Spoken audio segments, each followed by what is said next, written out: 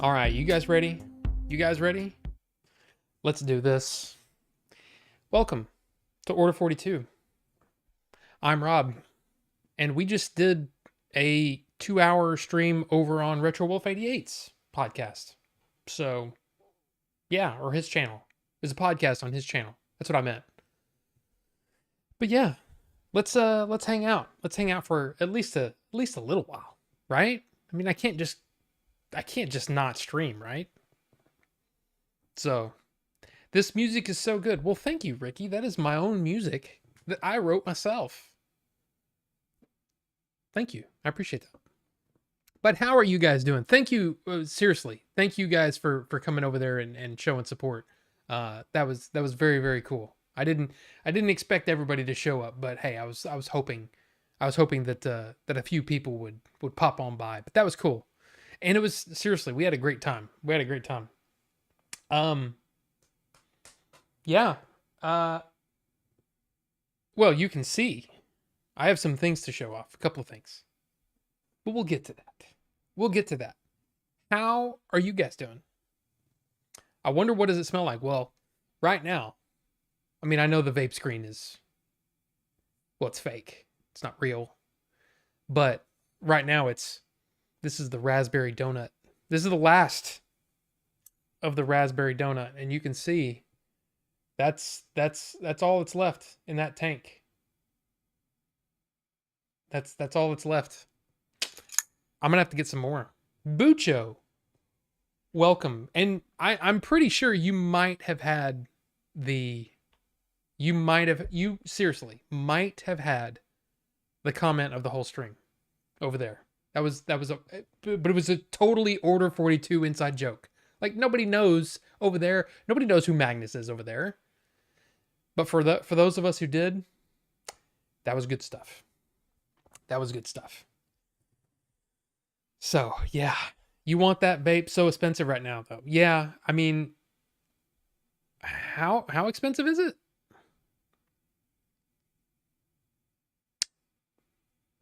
I can't remember. I can't remember. No, it can't be that high, is it? Um that's the right one, right? Let's see. Let's see. Oh, that's the, wow, the 21. Oh, that's, yeah. Okay. Just the regular 155. Okay. 155.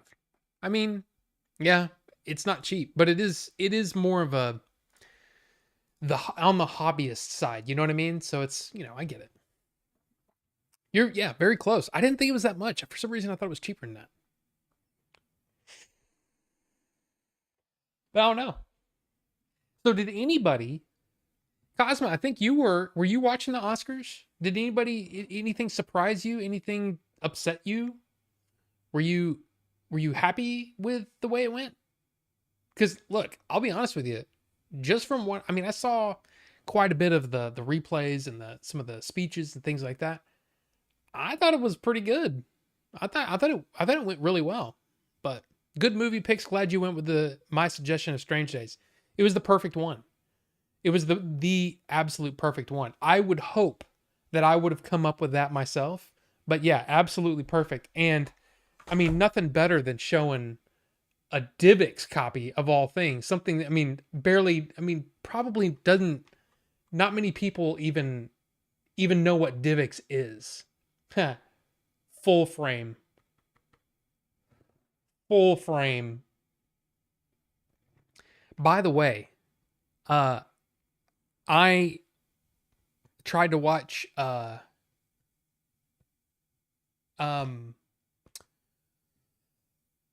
I watched Batman v Superman and was like, yeah, there's problems with this movie. But it made me want to watch Zack Snyder's Justice League again. And I can't stand the 4-3. I can't. I don't like it. I just don't. I don't know what to tell you. I don't like it. Yeah, was basically Circuit City was trying to come up with a way because the manufacture of discs was so cheap that they found a way to lock things down behind the player. So the player had to be hooked up to your phone line, and you you basically bought this for like $5. Then you go home and you have, once you put it in there, you have, like a limited amount of time to watch it, like 48 hours or something like that. But then if you wanted to buy it, you just kept this. And so you would buy it through their system and it would basically unlock it on that player. But again, you would have to do it on that player. And obviously it did not go well for Circuit City.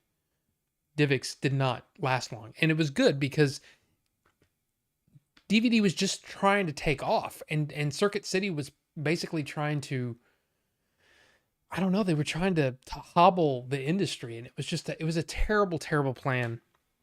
And of course, part of the reason that I didn't like it is because I worked at Blockbuster, and I was like, that doesn't make any sense.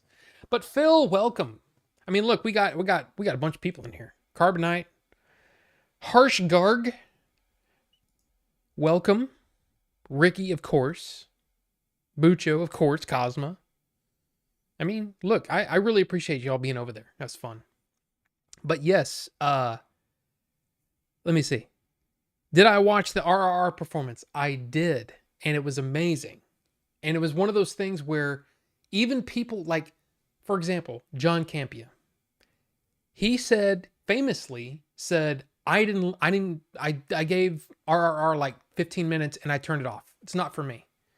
Even he said that was the absolute best thing at the Oscars this year was that. And I'm like, okay, dude, I know that you probably weren't in the mood, you weren't on the wavelength of RRR at the time, but if you enjoyed the dance, dude, watch the movie. The movie's awesome.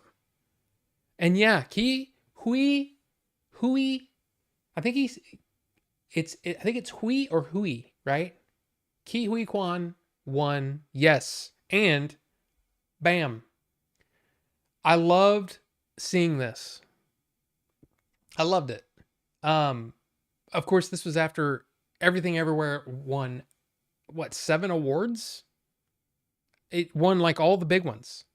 Best Actress, Best Supporting Actress, Best Supporting Actor, Screenwriting, Editing, Director, and Best Picture. I mean, that's nuts. And a lot of people didn't see them taking everything, basically. So yeah, it was pretty awesome. And like I said, I loved that.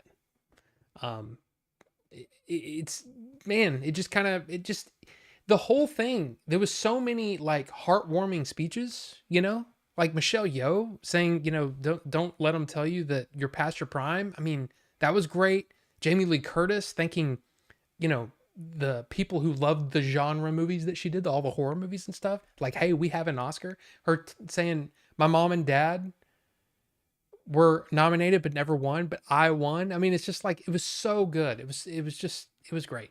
It was great. And Brendan Fraser, right? His was amazing. So it was really cool. It was really, really cool. And Natu, yeah, of course. It's a good movie. Best movie though, not sure on that. Well, here's the way that I look at it. Was Everything Everywhere All at Once it's probably not,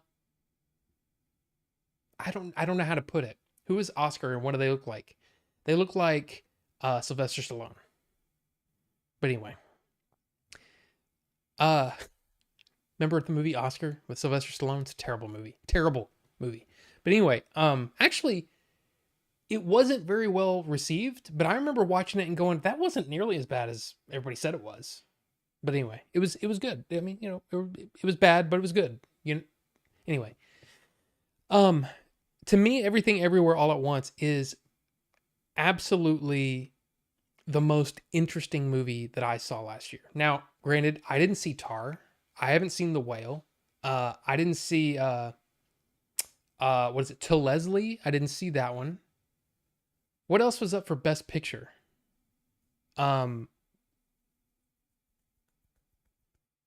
a bit like Solo, a very underrated Star Wars movie. Toby, welcome. What are you talking about? Which what are you talking about, Toby? I mean, of course, Top Gun. Yeah. Um, who asked that? Harsh. Anyone you think unfairly won Oscar? The only one that sticks out, and it's partially just because I haven't seen the other in relation to the film Oscar. I mean, I don't know. Maybe. Is Oscar underrated though? That movie? Just making a comparison? I get what you're saying. But anyway, yeah, the only one that sticks out to me is Jamie Lee Curtis. And the only reason I say that, it's not because I think any of the other people were, you know, snubbed or whatever, you know. To me, it's like, I think from what I saw, like, of course, I saw Banshees of Inisherin. I think Carrie Condon was amazing, and I think that she definitely deserved to be nominated. I think Stephanie Hsu in Everything Everywhere All at Once was amazing, but I still haven't seen Wakanda Forever. I still haven't seen, who were the other people? There was one more person. Who was the other one? Who was the other supporting? I can't remember. But I just remember that there was, you know, I'd only seen 3 of the performances. Is that right? Angela Bassett. Who else was it? Oh, Hong Chow, right? Hong Chow for, I'm not sure what movie that was for, but I hadn't seen that one. So all I know is I look at that and I see the Academy does this sometimes where they look at it, sometimes people will win an Academy Award for their career. And I feel like they look at Angela Bassett and they're like, I mean, she's getting up there in years, but she'll be back because she's amazing. She's insanely good. I mean, where'd it go? Yeah. If you haven't seen her in Strange Days, she's not only like really good, but she's seriously gorgeous. I had a crush on Angela Bassett for a while because of this movie, because she's so damn good in it. And I'm just gonna say it. She's hot. She's hot in that movie. Just saying it. She was hot. But I that's what I look at. I see Carrie Condon. She'll be back. She's excellent. She's absolutely excellent. Angela Bassett. She'll be back. Stephanie Hsu. She'll be back. I think that's why they look Hong Chow. She was also great in The Menu, but she's obviously good. She'll be back. Jamie Lee Curtis, this is probably her last chance to win an Academy Award. So, and she's never been nominated before. So here you go. That's what that was. And that's how it felt to me. But yeah. I personally felt All That Breathes, Fire of Love, and All the Beauty and Bloodshed were better options than Naval. I'm not sure what that means.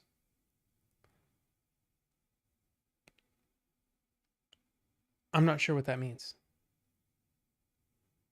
But hey.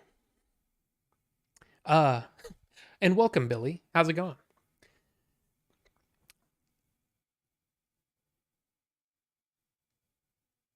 Documentary Oscars? I haven't seen that. I haven't seen any of the documentaries. So I didn't realize that. Harsh Gang is being harsh. Gotcha. Angelia is damn fine. Oh, Angela is damn fine. Well deserved win in my mind. Well, the thing is, I mean, dude, I know she's gonna be back. Now, the thing is I actually thought she'd already won. I thought she won for What's Love Got to Do with It because she was amazing in that. I mean, I don't remember anyone talking about anything else but her back then. So in my mind, I was like, oh yeah, she's already won. So I was thinking, no, yeah, they'll probably give it to Stephanie Hsu or Jamie Lee Curtis. But I was actually thinking Stephanie Hsu would win.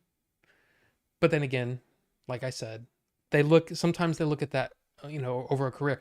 Leonardo DiCaprio should have won many, many times before he won for The Revenant. I don't think he was that great in The Revenant. I mean, he's fine, but that's a thing. So, and yeah, Brendan Fraser never been nominated. And the weird thing is, all of those people that won thought that their careers were done, or that their careers they'd seen the best of their careers, basically. So all of it had a real feel good vibe to it. And that I really appreciated. And anybody that looks at Angela Bassett, when the winner's announced and she doesn't clap and she's just sitting there.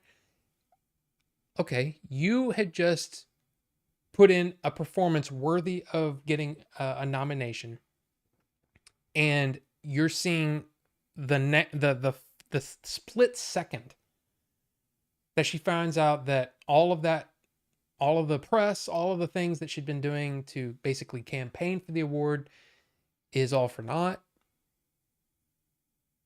It's not easy. It's not easy to lose on live TV. So that's all I can say.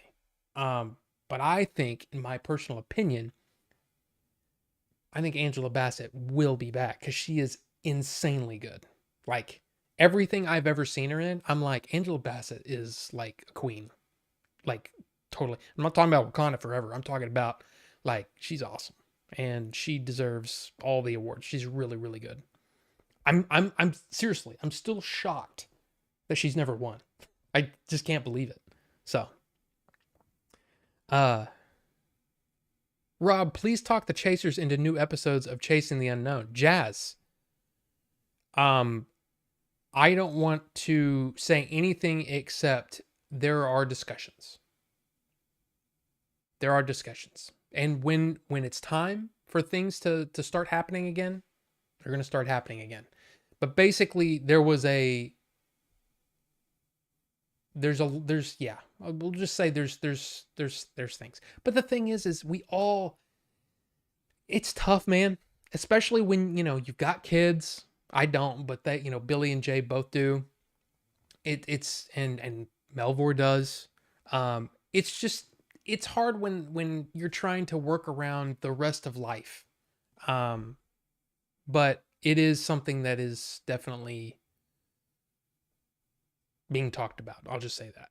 So, but thank you, Jazz. I appreciate that. And no one got slapped. Hey, there's that.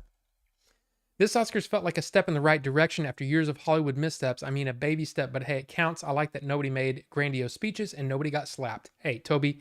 And the thing is, it's, again, I didn't see the whole thing. I was watching Last of Us and then immediately did my review, which barely got any views anyway. So I probably could have watched it. But anyway, the views aren't so important, but I was trying to get that out as fast as I can. You know what I'm saying? Anyway, the thing that appears to me that they were going back to basics. And they were saying, let's put all the emphasis on the movies. And that's what makes it's supposed to be a celebration of making movies. It's supposed to be like the feeling that I got when I was on set, when we were filming Adventures in Game Chasing, that feeling of just like, we're making a movie, the creativity and the appreciation of everybody working together, all these different people from all the different walks of life, different, viewpoints and all that, right? But we're all working toward this common goal. It's a beautiful thing making a movie. It really is. It's an amazing thing. So this is a celebration of that. The Academy Awards lost sight of that, in my opinion. It should be a celebration of making movies and what it takes to make a movie. And it's a lot of people say, oh, well, it's just Hollywood patting each other on the back. I get that. I totally understand it. I get it. It's like, oh, I made millions and millions of dollars, but hey, yeah, here's an award too. I mean, I get it.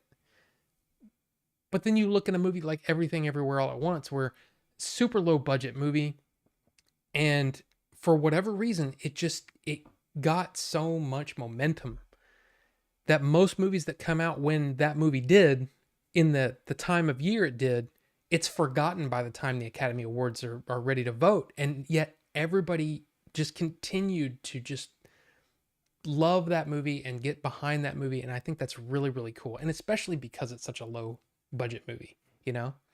So I think it's pretty cool. And I really enjoyed what I saw, even though I didn't see the whole thing, you know? I need water. I've been talking a lot the last couple hours. But yes, keep it about the movies, you know? Let's keep the politics out of it, you know? But again, it's hard to say, you know? It's just like we all have that family member.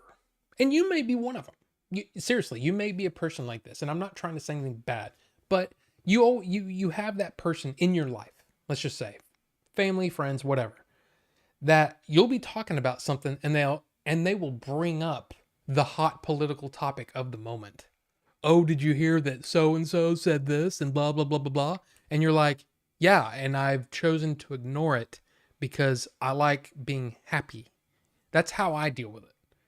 Everybody's different. Some of these actors are that kind of person, that they're like, oh my God, I'm on stage in front of millions and millions of people. I should say something important. I mean, no, but I get it. I totally understand it. It's just not something I would do. Just like Joel's choices at the end of Last of Us. That to me, those choices are wrong. But I get it. And that's what's so awesome about that show, right? Anyway. Yeah.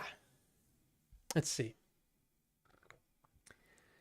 Jazz, that series was Melvor's thing, according to Billy, and Melvor is, well, the thing is, Melvor's the same thing. You know, he's got family to worry about and all that. But there are definitely strides being made. I'll just say that. And we'll see what happens. Hopefully, let's keep our fingers crossed. Hopefully, that's a thing.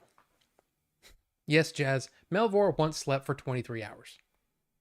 What is the inspiration of the channel name? It is unique in my opinion. Well, thank you, Harsh Gang.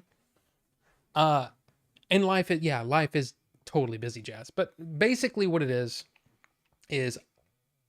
I love Star Wars, right? I mean, it's obvious. I love Star Wars. In Order 66, it was always one of those things where I'm like, okay, what are the other orders in Order 66? Because it was definitely something that Palpatine did. You have to be a Star Wars nerd to follow me on this, okay? But you know how, like, that would be something that the Republic, he had to have put that in the thing. And I'm like, so what are the orders? What is Order 57? What is Order... Is it Heinz 57? Is that all for barbecue sauce and ketchup? Is that what Order 57 is? But I started thinking about that, and then I started thinking about, okay, what's a number that means something to me? Well, I love Hitchhiker's Guide to the Galaxy, right? The answer to the ultimate question, life, the universe, and everything, is 42. And then I started to think about, okay, how could that fit into Star Wars? And I thought about how the Republic, when they were training the clones, I thought, wouldn't it be cool if there was an actual, like, it was a mandate that you had to learn as much as you could about each society and each world and their customs and their art and all that kind of stuff. And it's in order to, so you can see things from their point of view, because, this world might be, they might be very water-based. So they have water-based culture and water-based art and all that kind of stuff. And then this culture might be Tatooine. It's all desert and blah, blah, blah, right? So it's basically, in order to represent the galaxy, you should know something about the people you're representing, basically. And in the clones case, that you're protecting. But then there's Admiral Thrawn, right? And Admiral Thrawn chose to learn about art and all that stuff, movies, well, not movies, but culture, their culture. They used to learn about, he learned about each culture so they would be easier to take over. Because if you know something about what they believe in and all that kind of stuff, you can use those to your advantage so you can defeat them.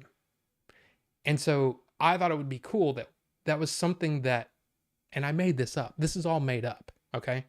But I thought it would be cool that it was something that Palpatine started, but then Thrawn took it and twisted it.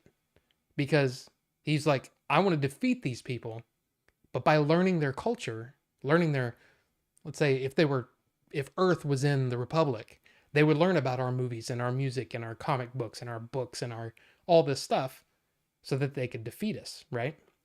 And I just thought it was cool. It's a cool name. I don't know. I probably put way too much thought into it. But there you go. I hope that answers your question. It's probably way too long. But I actually wrote a thing. It's on the about, basically explains what I just explained and probably is probably more concise. Anyway, but thank you. I want to see it. Christian, welcome, sir. Welcome. They've cemented that movie as a turning point where Hollywood hopefully will start making great movies again. Absolutely. I think that's the thing that there's a lot of different things to take away from it. You don't have to have super recognizable stars. I mean, Michelle Yeoh, most of us who have watched movies for a long time, we were like, okay, Michelle Yeoh's in it, Ke Huy Quan's in it, James Hong's in it, Jamie Lee Curtis is playing this wacky role. What the hell is this? I totally want to see this movie. Like, we went and watched it opening weekend. Me and my wife. April wanted to watch it. So it was one of those things that it already got us. But the fact that it was so creative and so out there, the editing was all over the place, but concise. And again, they made a better multiverse movie than the multiverse Marvel movie that came out that year, right? Doctor Strange. Right? It's much better than Doctor Strange. I think most people would agree. So yeah, yes, I hope the exact same thing. I hope they can look at that and say, oh wow, this movie got so much attention and yet it was made for less money and it had Asian stars, I want to see more movies like that. I want to see more movies from all over the world and from different, that's the beautiful thing about watching movies from other countries is you get different points of view. Well, America's supposed to be the melting pot, right? So why are most of the stars white? They don't have to be white. They can be everybody, a little bit of everything. Let's have some Indian stars be in more American movies. Let's have some more. Of course, I think Asians are getting, definitely their due now. But I mean, more Latino actors and actresses in big time movies and stuff like that. I mean, the thing is there needs to just be more movies being made and more opportunities given to all kinds of people, not just the white person of the day. You know what I mean? I don't know. Mario movie better win some awards. I mean, it's possible it could win the animated, but we'll see. We'll. I mean, who knows? All I know is the trailer looked great. So, what's Order 69? I mean, just saying. Order 96, because no one wants pee-pee in their face. I'm okay. That is quite deep, Harsh. That's how I roll. Especially when I'm trying to think of something, because the thing is, I just thought it sounded cool. Order 42, but then I came up with a reason why it made sense for me. And because the easy answer is, well, I like Star Wars, but I couldn't use Order 66. And I like Hitchhiker's Guide, so that's 42. Order 42. Order 42 show. And then I came up with the backstory later because I'm a dork and I'm creative to a fault sometimes, I guess. Anyway, I want to watch Everything Everywhere, but you got to either buy it or get Showtime. Yeah, it is a bummer that it's only streaming on Showtime right now. But man, I've seen it on sale on Amazon, like the 4Ks for like $12 and stuff like that. I mean, just keep an eye out. It'll definitely go on sale. Um, but but yeah, that's yeah, you should watch it. It's the only problem is because it's gotten so much attention. There's going to be people that watch it and go, I don't get it. What's the big deal? I mean, yeah, it's kind of goofy and whatever, but it's just it's all of those things together. And I'm really glad that I saw it before all the hype and I got to experience the movie without any expectations. You know what I'm saying? See, now you know, you see that and you go, oh, well, it's best picture, best actor, best, you know, all this stuff. And you're like, is this really the best? Really? This is the okay. But it's all of the, not only was the movie good, but all of the actors involved seemed to have that story that made people go, oh man, it's his return. Ke Huy Quan's return to acting. It's Michelle Yeoh's, you know, another star making performance for her. Jamie Lee Curtis going way off the rails and playing a role that in many different ways, because it's a multiverse, she's playing like different versions of her. It's nuts. The movie's nuts, and I just love it for that. And I love how philosophical it is, and there's just so many beautiful things about that movie. But now I feel like I'm building it up even more than it needs to. I just love it. I love it. And I'm very, very pleased that they won. Diversity is important, not just of ethnicity, but ideas. We need more diverse storytelling. But that's the thing. How many times have we said it? That, well, and not everybody here maybe is on every live show that I do, but the thing is, the studio system, the Hollywood system, is literally what is the easiest way that we can turn this much money into this much money. You know what I mean? Like, so that is IP. That is a franchise. That is something people already know. Remakes, reboots, sequels, all of those things, it's all a way that they say, well, this movie made this much money. If we put a little money into it and make another one, maybe we can make this much money off of it. And unfortunately, it's gotten into that thing. Now I'm hoping that more studios will look at this and say, you know what? Instead of making 5 crazy budgeted $200 million movies this year, let's do 3. And then with that extra $400 million, let's make, I don't know, let's make 4 $50 million movies. Or 5 $40 million movies. You know, let's take some people's ideas and try to boost these people up. Warner Brothers used to be really, really good at that. Lately, especially now that Warner Brothers and Discovery are a thing, they're really looking at building their IP, making some money quick. So unfortunately, at least at this point, Warner Brothers isn't in that same level of thinking right now. They don't care if their movies win awards. They really just want to have profitable movies. And unfortunately, because of the way that studios work, profit's where it's at. That's what they care about. But I get what you're saying. Order 42 is more cups for the Death Star canteen. There you go. That's it. That's all it was. It's like, all right, we got Order 41. This is all of the reflective shields that go on the outside of the deflector shield. Okay, and Order 42 is Dixie cups and toilet paper. Okay, yeah, it's exactly. I recommend. Sorry. Is that a gnat or just a piece of dust? You probably can't even see that. Or I might be hallucinating. Either way. I only got like 4 hours of sleep last night. I hate daylight savings time. I recommend animated movies by Satoshi Kon. He was really a great storyteller. You will love his work if you liked Damien Chazelle, Nolan's work. Is he not?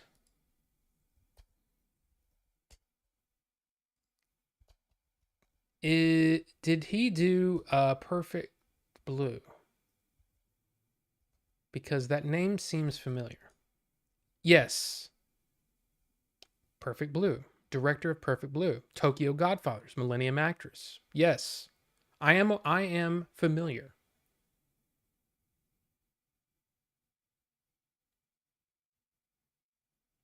Yes. And yeah, I want to see more of his stuff. He's insanely good. Perfect Blue was crazy good. Crazy good. And that was Calum, which again has been missing lately.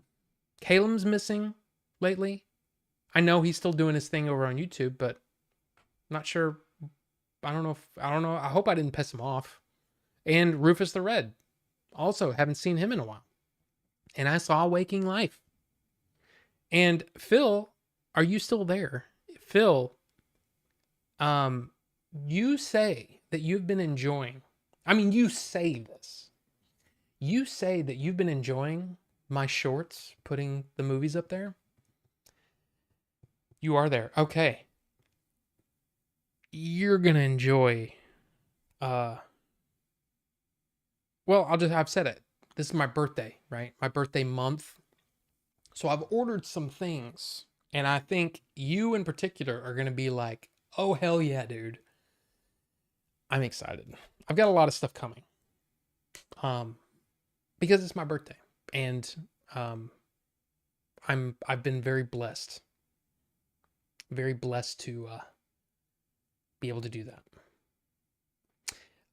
And then Jinzu Games, welcome. Good to see you, sir. What up, playa? How's it going, man? RRR costs 75 million. I know. And that's the thing. There's, in a lot of ways, I kind of feel like movies have been, they've gotten to that point where the studios just expect that this movie has to cost this much. When really, a lot of times having that constraint can boost creativity. I mean, we've said this before. We talked about Jaws. The damn shark didn't even work. So Spielberg had to work around that. And having a lower budget would almost force people to be more creative. But I don't know. I don't know what the answer is. I'm not part of the studio system, but I find it really, really interesting that I've always found movies interesting in that there's this thing called movies, right? The actual product is this super creative thing where people get together and they film things, they come up with ideas, they write a script, they start pre-production, they do all these crazy designs, and and this is what we're going to build, build, creatures or suits or whatever it takes, costumes, whatever it takes to get the movie made. All that stuff happens. It's super creative, like amazing crafts to get this ready to shoot, right? Then you actually shoot the movie, and it's the super creative thing, but it's everything, every part of the most creative movies that you can think of. There's a studio behind it that somebody had to walk in there and basically say, I want to make this movie about this thing. And this business person who doesn't know shit about being creative in the way that this person that is pitching the movie is.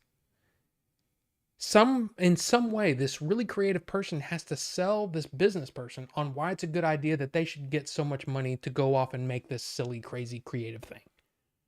It's an amazing thing that any of them work. You know what I mean?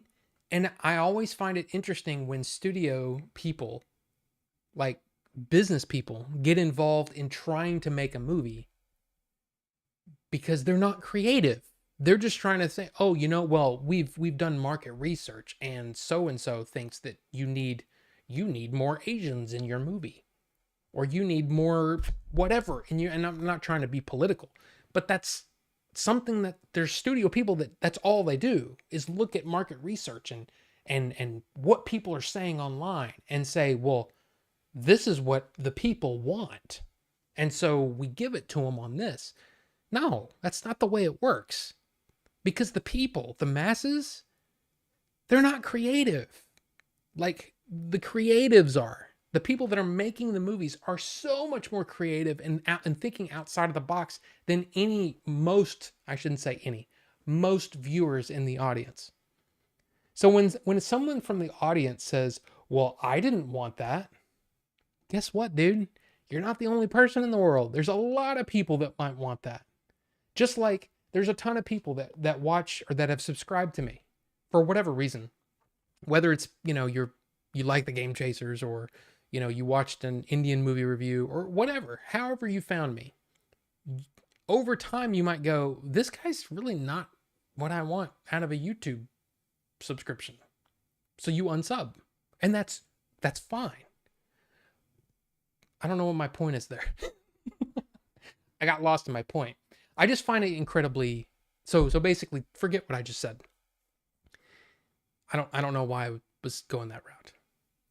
But all I'm trying to say is I think it's interesting that you've got these studios with not a creative bone in their body, but they're really killer at business. They're killer at marketing. They're killer at, figuring out how to get deals done around the world to make sure that this movie can come out in this country or whatever.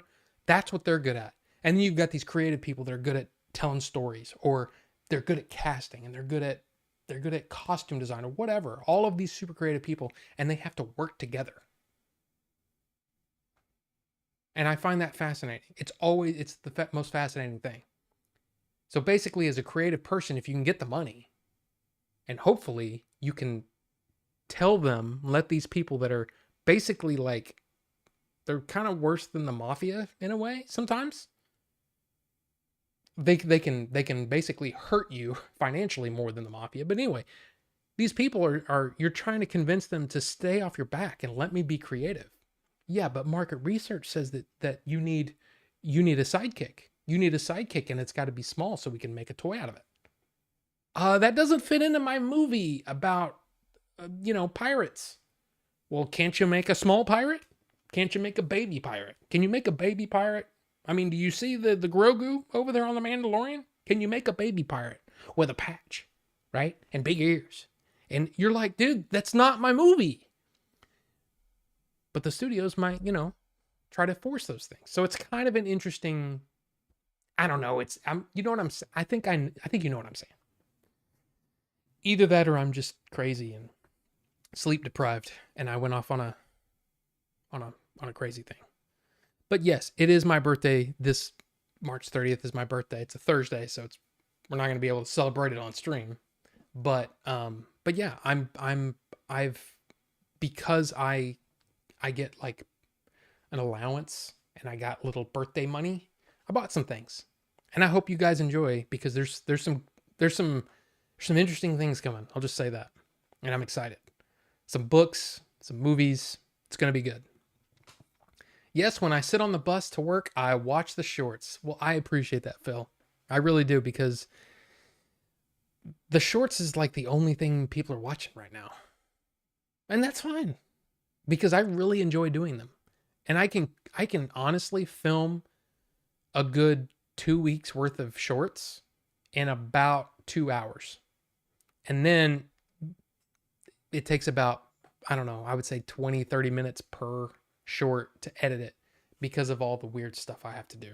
And I add the trailers in there too. So, or I trim the trailer down to fit in that 30-second, whatever. Anyway, by the way,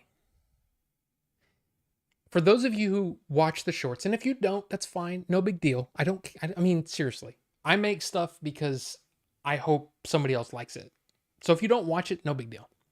But for those of you who watch the shorts, do you think 30 seconds is too much? Or do you think I should spend more time on each movie? Because I think 30 seconds is fine for a single movie. But like a set, I think that deserves the whole minute. Do you agree or disagree? In fact, I should just do this. I'm going to do a poll. Start a poll. Shorts. 2 movies per 1 minute short, or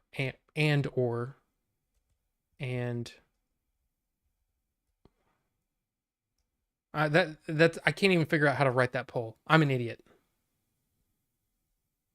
Man, I'm telling you, man, 4 hours of sleep when you're used to getting 7 is tough, dude.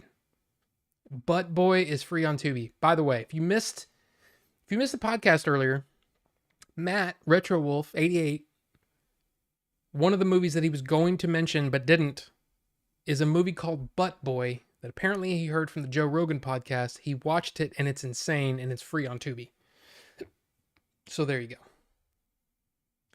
I'm glad I'm glad some people like the shorts. And it's weird. I don't understand why some shorts will like take off immediately and then die off. And then one will go like, and then bam, like a day later. And I'm like, why? What happened? I have no idea how to make a short that's better.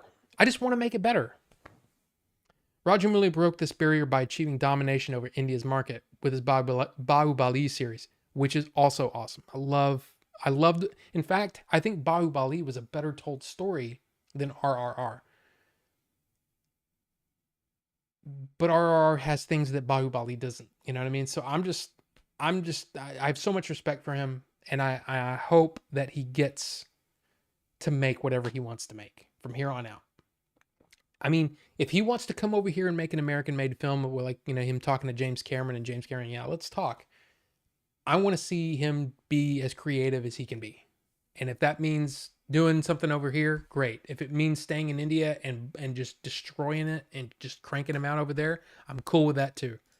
Either way, I'm going to be watching it because that man is super talented and I think he's great. And his dad apparently is a hell of a writer as well. So I respect some Indian filmmakers, brilliant stuff, but they need to filter out the crap movies in India. Still too much rubbish coming out.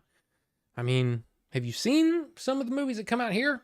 Because holy crap, Hollywood puts out some just crappy dumper butt movies, man. Just like, ugh, some terrible movies coming out here.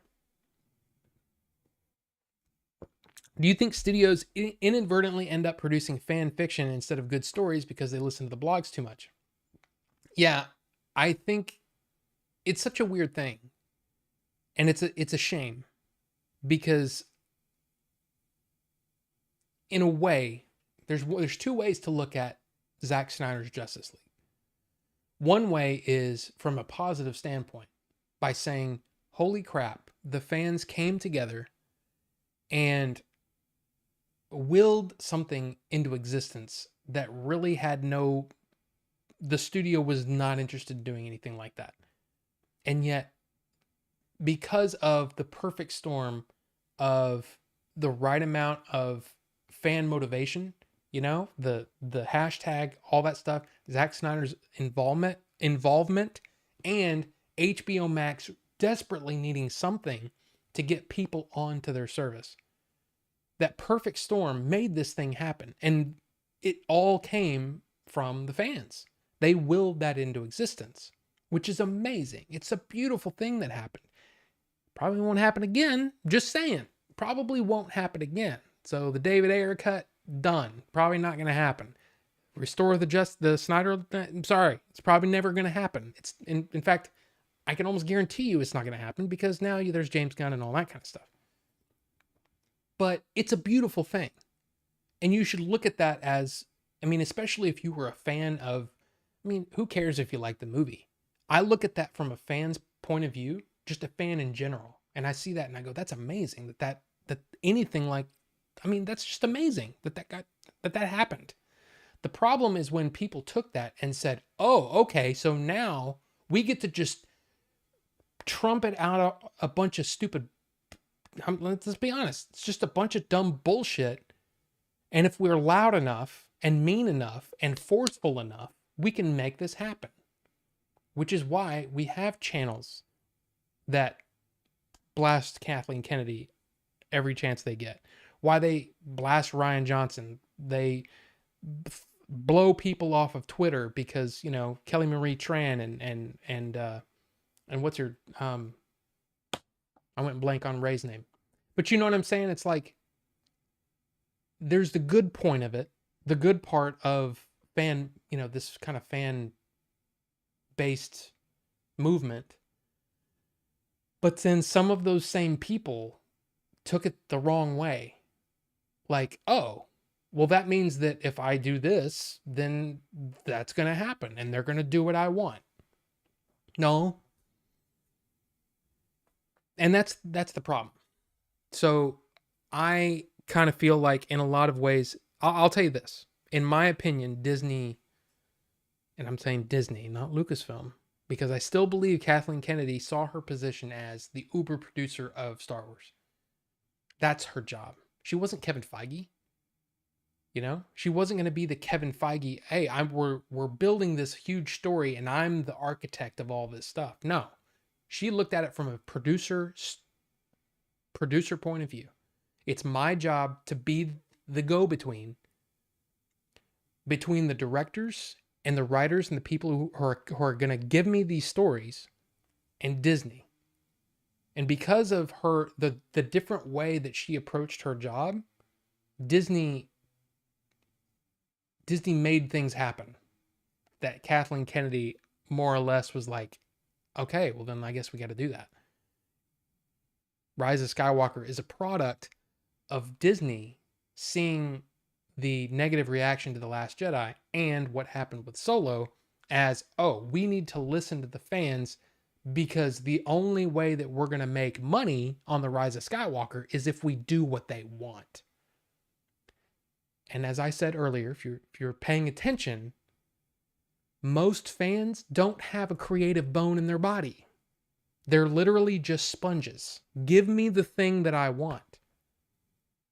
And I'm just trying to be honest here.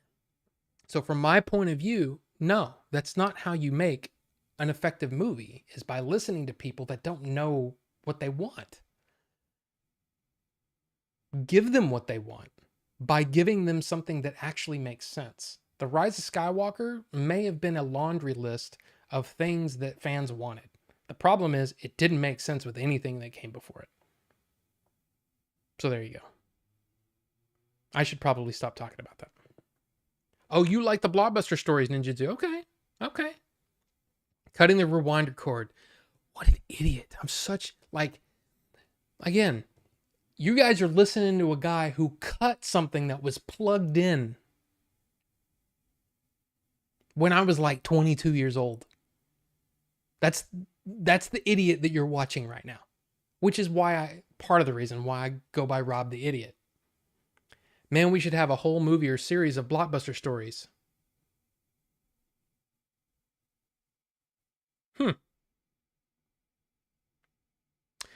Plane, the Sonic movie, they bullied the studio. Yeah. That's the problem, is that there's a lot of that. And you can tell when the general person, and I'm seriously not trying to make it sound like most people are idiots, but I honestly think that a lot of people are idiots. I'm sorry. Unsub if you need to, but that's what I think. I don't think that most people should have any say in what a movie is, whether a movie's good or not. It's why I'm not a big fan of the IMDb ratings. I'm not a fan of test screenings. I think test screenings are a general, like, you standing in the back and you go, oh, they laughed at that part. Oh, they didn't laugh at that. Okay, that's interesting. That's what you should take from a test screening, not, here, write down what you think was good or bad about the movie. Because honestly, it shouldn't matter. It shouldn't matter what a fan thinks. To me, the most important thing is if the director and if the writer, actually that's not even true either.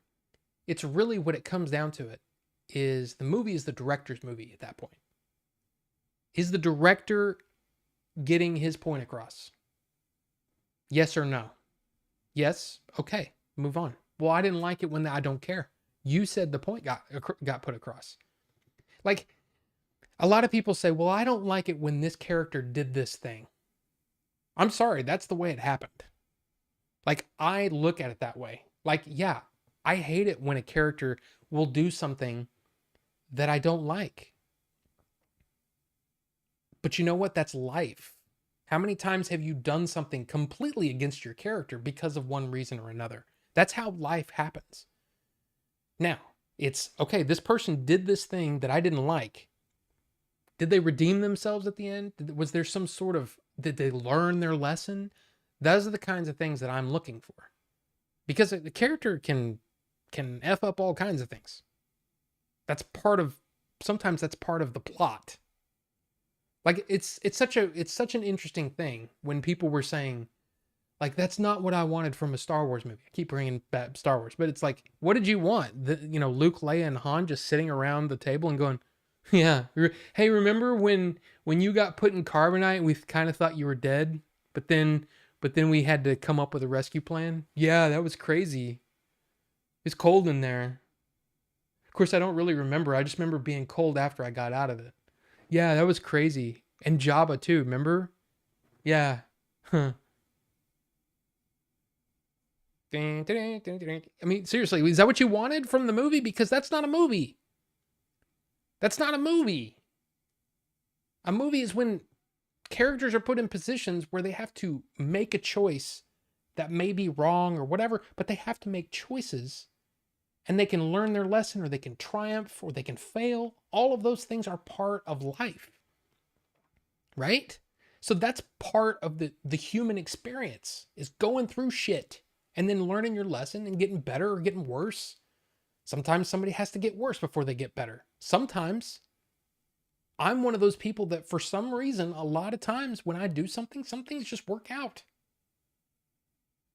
I didn't have to fail at a lot of things, but then I almost died. So it's like one of those things where when I see someone make a decision that's wrong, it's wrong for so and so to go in there and do this. But then a lot of things happen. Sometimes it takes years to learn the lesson, but then they learn the lesson and they come back stronger. That's awesome. I love that. Redemption. But when a movie's just nothing, plot is important. Characters are important. All of those things are important. Studios don't give a shit about that. All they care about, okay, we put this much money in. How much money did we get out of it? That's why they look at Kathleen Kennedy and say, that's a pretty damn successful producer. If we put in $250 million and we got $1 billion out of it, guess what? That's a success. Did the kids like it? Did the people? Who gives a shit? We just made $750 million. That's what they care about, and you have to look at it that way. And that's what's interesting. Anyway, sorry. Sonic. Sonic was another one. For going back to that. Yeah. But that was a situation where it actually made sense and it actually worked out. But the problem is, it's the same thing that happened to Blockbuster. People complaining about late fees. Well, hey, guess what? Return your fucking movies on time. Maybe you won't have late fees, huh? But no, what did Blockbuster do? They got rid of late fees and then destroyed their business. Don't listen to your customers. Customers are always wrong. Customers are always an idiot. Do what's right for your business. That's the way I look at it.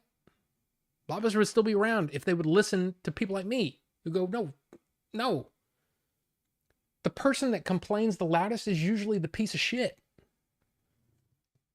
The liar that will use a tragedy to, for their advantage because they're liars. Don't give in to liars. You're a liar. I know you're a liar. I'm not taking off that late fee. And then the general manager calls me up. You should take off the late fee. I'm not doing it. I have a moral thing that says when I know for a fact that someone is lying to me, I'm not gonna give into that. So do what you have to do. Find somebody else to take it off, but I'm not doing it. I'm not putting my name on it because it's wrong. It's like fundamentally a thing that is wrong. When somebody almost dies from a car driving through the store and you're lying about when you returned your tape, screw you. I'm not taking off your damn late fee. Anyway. Sorry. So basically, as long as the creators are putting out something that they sit back and they go, yes, that's perfect. That's what I wanted. That's the point I was trying to get across. Screw the haters. Screw the haters. I'm sorry if you didn't like. I don't want to go into the details. Okay, I don't want to go into the details because a lot of people haven't played it or haven't watched it or whatever. Last of Us. If there's something that happens in any of the Last of Us and you go, I don't like that. I think that's stupid. Guess what? A lot of people liked it. So you're not the only person. Yeah, I totally understand why you didn't like it. I totally understand why, oh, that sucks. But there's a lot of people that did like it. And you have to understand that you're just the one person. Yeah, but there's a lot of people that didn't like it. Okay, well, great. But there's a lot of people that did. And guess what? HBO gave that dude a ton of money to make a show out of it. So get ready to be upset, I guess, because they're doing season 2. Anyway, sorry. And the first Sonic character was creepy, for sure. Salespeople should mostly figure out how to sell something, not much say what to do. But that's not the way the world works. You know? Try to tell your boss that, oh, we should do it this way. And see how far you get, for the most part. I actually, and this is going to be one of those side stories, you know, a little bit. But I worked for a marketing company, okay? And I was requested to give little, like small little presentations about ways that we could make things better. Okay?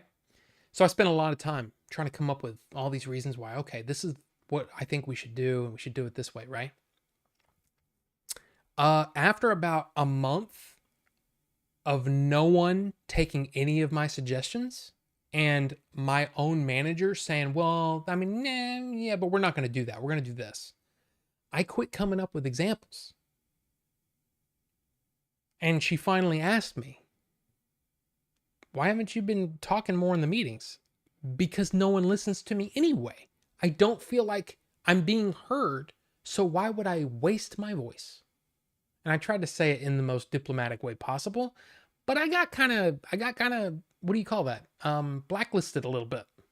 She said things. She actually said things against me to other people, to other managers. I heard about this later after I got out from under her. But because you're a bitch. Look, she was a bitch, okay? I'm not trying to be like, you know, cutting down a female or whatever. She's literally a bitch. You should talk. You should bring up some more things in the meetings. Okay, I will. And then when you totally disregard everything I say, guess what? Why should I even talk? Why should I spend the energy coming up with ideas that you're going to reject? Doesn't make sense. So I stopped doing it. She started telling other managers. So when I tried to get other positions, they would say, well, I'm sorry, but you know, we're going to go a different direction. And then come to find out later, they say, yeah, Christina, I almost said her name. She kind of said some things that you weren't good. And I'm like, yeah, but I'm awesome. And you know I'm awesome. So, and then because of the BS that she created, I went to a different whatever and flourished. And then she tried to get me back, and I told her to F off. And then I got laid off for 3 years. But anyway, and then I got the job with the fruit company. So anyway, there you go. Sorry. So yeah, people that are, and that's the other thing, is that not only is it people that are in charge of the money, but they're in charge. And people go on power trips and they say, well, it should be like this, but you're an idiot. Doesn't matter. I'm in charge. That's the kind of thing that you have to kind of deal with. And of course, not every director is going to be the best director. You know, they can be pieces of shit too, right? Anyway, I'm just going all over the place today. I hope you're enjoying this. Nobody asked for that. Oh yeah, the Ninja Turtles. Oof. The Snyder cult is being driven by Zack Snyder liking their post. I mean, look, there is a lot of that, and it kind of makes me go, when he, like the whole thing about the King Kong versus Godzilla had nothing to do with Snyderverse. Same company and everything. It's both Warner Brothers. And them going after his movie. The Snyder fans going after that. I'm like, and he was like, dude, Zach, can you please call off your dogs here? All I'm trying to do is make the best movie I can. And he's like, well, I have no control over it. And it was kind of a shit thing to say. 50 Cent's Vice City show. Wish I was there to see you cut that cord. Oh my God, God, what an idiot. Cutting that power cable didn't give you powers of electricity, right? Would have been awesome. Oh my God. I am so behind. Sorry. Sith Lightning and DFW traffic. Dungeons and Dragons saw an advanced screening. That was good and better than I expected. You saw an advanced screening. That's awesome, Phil. And I have heard that. I look at that movie and I go, that looks like piece of shit. But everybody, like a lot of people, are giving it like really good reviews. Like it's a lot of fun. So I'm actually really interested in it now. I'm getting more interested in it. Consumers don't know what they like until you show it to them. Steve Jobs said that. Exactly. Because the thing is, if they knew what they wanted, they would do it themselves. And yeah, harsh gang, hard agree, consumers are subjective. Yes. Wraith, what's up? I'm sorry. Life lessons with Rob, I'm here for it. Is it life lessons though? I don't know. I don't know, Rob. Wraith, Rob's preaching. Yeah, sorry. I get into that sometimes. Sorry. 2 billion in Leon. Welcome, Leon. 2 billion in Avatar 2 to break even. Some good numbers. 2 billion in Avatar 2. That's not true. That's not true. There was probably, it probably needed to make, because that's the thing. He said it needed to be one of the, and he was talking about domestic. Because the movie cost about what, 450 plus marketing, which is another 450 times like 1.5 plus what the theaters were going to get. Basically, it needed to make at least $800 to $900 million to be profitable. That's what he was saying. Not 2 billion. Sorry, and I'm sorry about Kathy Kennedy. It's just I'm convinced until proven otherwise. Because I just don't. I look at our track record. That's all I can say. On-demand digital rental destroyed Blockbuster. Yes. But see, here's the thing. And the thing that a lot of people don't talk about. Or they just assume that Netflix killed them. But that's not really what killed them. What killed them is they got rid of the thing that was one of the most profitable things about their business model. Late fees.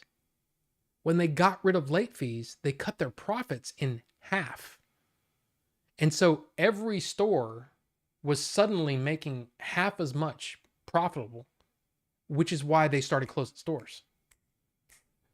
That's why they started closing stores at the beginning. And one of the stores, not the store that I worked at. Wait, which one is this one? Okay.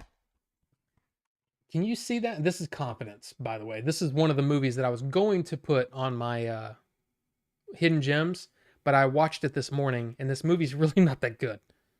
I mean, the story's fine, the acting's fine, but the direction is bad. Like, it looks like a student film because the camera never moves. But anyway, you see those numbers? 444-8253. 48253. Okay? 48253 was the store that I worked at. It was on the corner of Beltline and Northgate in Irving. Now there's an AutoZone there. But anyway, that's where I used to work. And it was the busiest Blockbuster in the country. In the country, guys. The busiest store in the country. So it was badass. That store was so much fun. On the weekends, Your shift went over like that because you were just always doing stuff. So it was so fun. Anyway, we made so much money off of late fees. It was nuts. And because we were in an area, it was like a perfect, again, one of those perfect storm kind of things.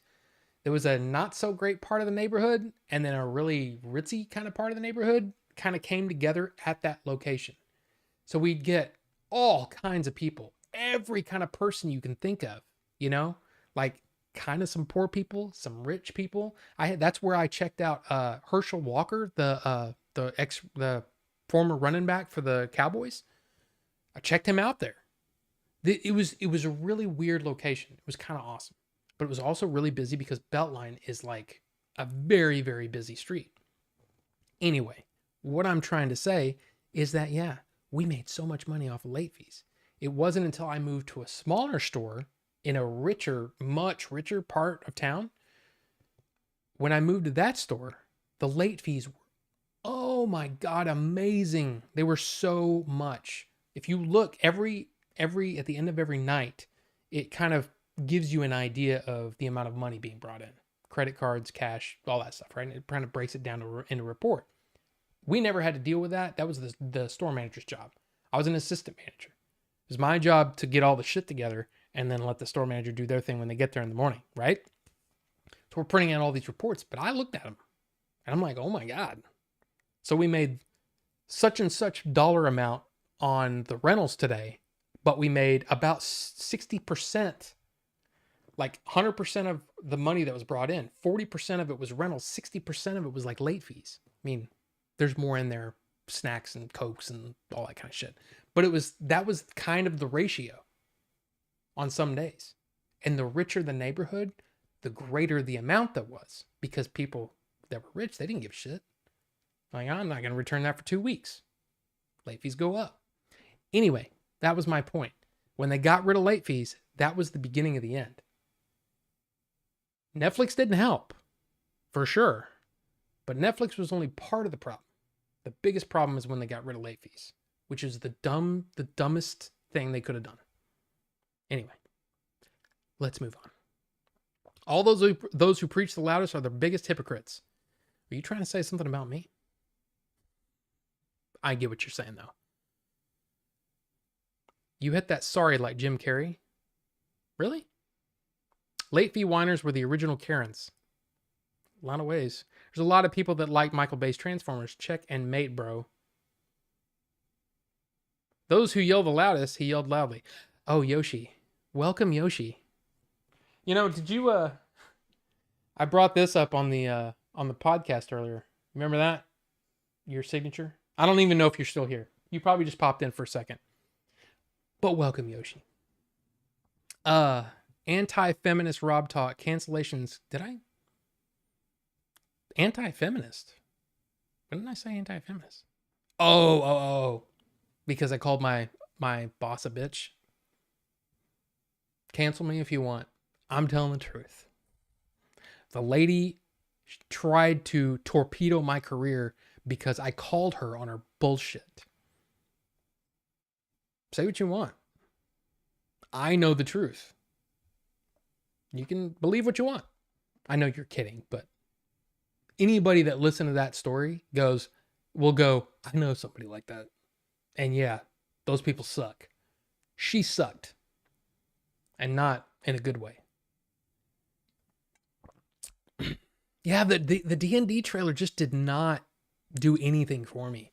But I've heard so many good things about it that it's like, what? Really? Okay. Late fees would not have saved Blockbuster, not in the UK. They were slow to react to the digital rental market, so respectfully disagree, sir. Let's move on. Sorry. Well, I mean, I worked at the busiest Blockbuster in the United States. So I mean, I kind of feel like I have something to... I mean, the UK might have been a completely different thing. And yeah, Blockbuster was also slow to do everything that you said. Again, that was one nail in the coffin, you know what I mean? But to me, the biggest one is when they said, oh, we're just going to get rid of late fees.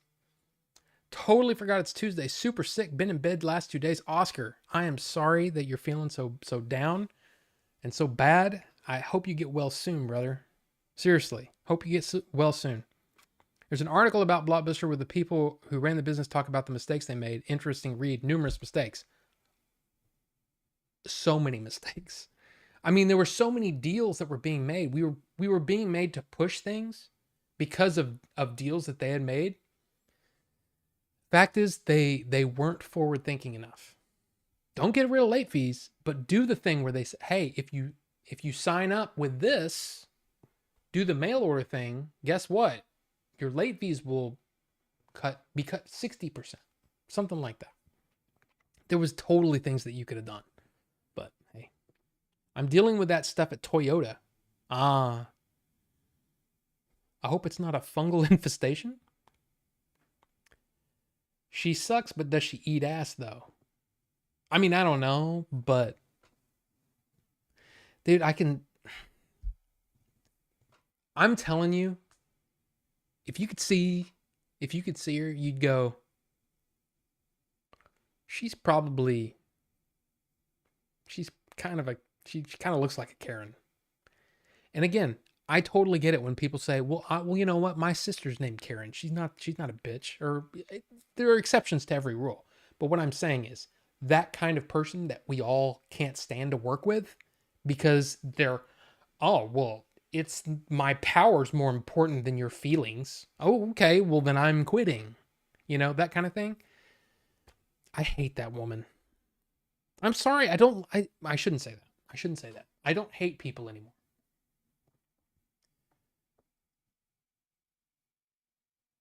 I hope she does whatever I hope she's successful. I hope she lives a fruitful life far away from me so I don't have to worry about her anymore, which I don't, which is great.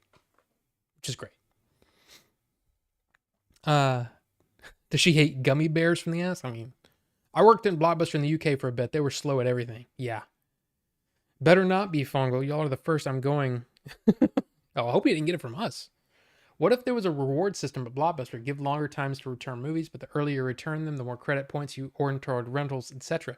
Well, they did try things like that. Their rewards program. There was also a sort of like Movie Pass does here in, you know, you have AMC. You have AMC in California. Okay, so AMC's Movie Pass, right?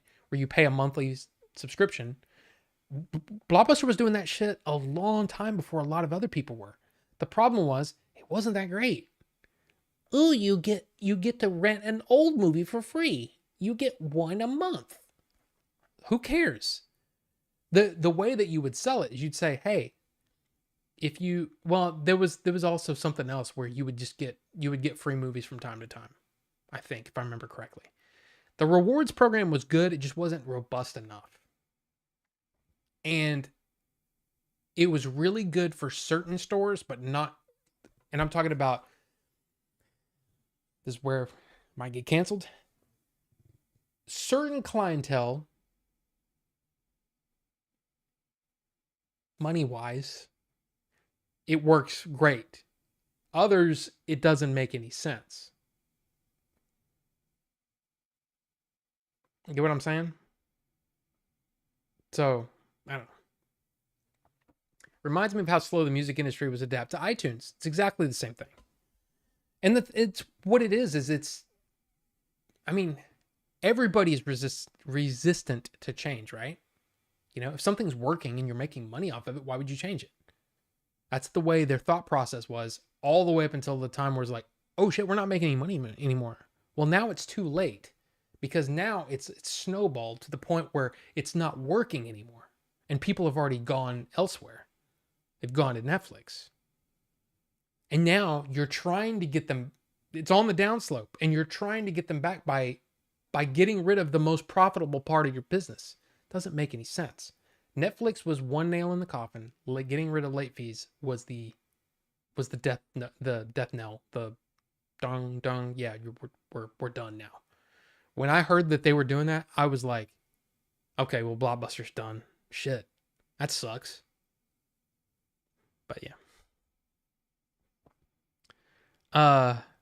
The haircut makes the Karen, kind of like how you know a cyan by their, well, I mean a little bit, but not her. I thought she was completely on my side for like the longest time. And that was the thing that I hated the most. is that she lied to my face. Oh, well, and doing like basically getting me to do more work because she's trying to work with me to get promoted and all that stuff, and basically torpedoed every chance I had to try to move on. That's the thing that pissed me off, that she lied to me to my face. So anyway, you don't appreciate that woman when it comes to, oh yeah. Blockbuster's not relevant today. Sorry, Rob. Sad times. But I can rent top releases on Prime 24/7. Good memories, Blockbuster. But would have gone even with late fees. Oh, I'm 100% behind you. But the deal is, if Blockbuster had positioned itself better, we would still be using the Blockbuster name, and they would still be a profitable thing. Blockbuster Online could have, if positioned correctly, priced correctly, and marketed correctly, could have destroyed Netflix, even being late to the game. They weren't proactive enough. They weren't proactive quick enough. That doesn't make sense, because there's no way to be proactive after the fact. They weren't reactive quick enough. They kept, for the longest time, it's like they saw their market share dwindling and going, oh, this is just a phase. They'll be back. No, they won't. They were too comfortable in their own position. And late fees was part of the problem. Oh, hopefully it isn't the cordyceps.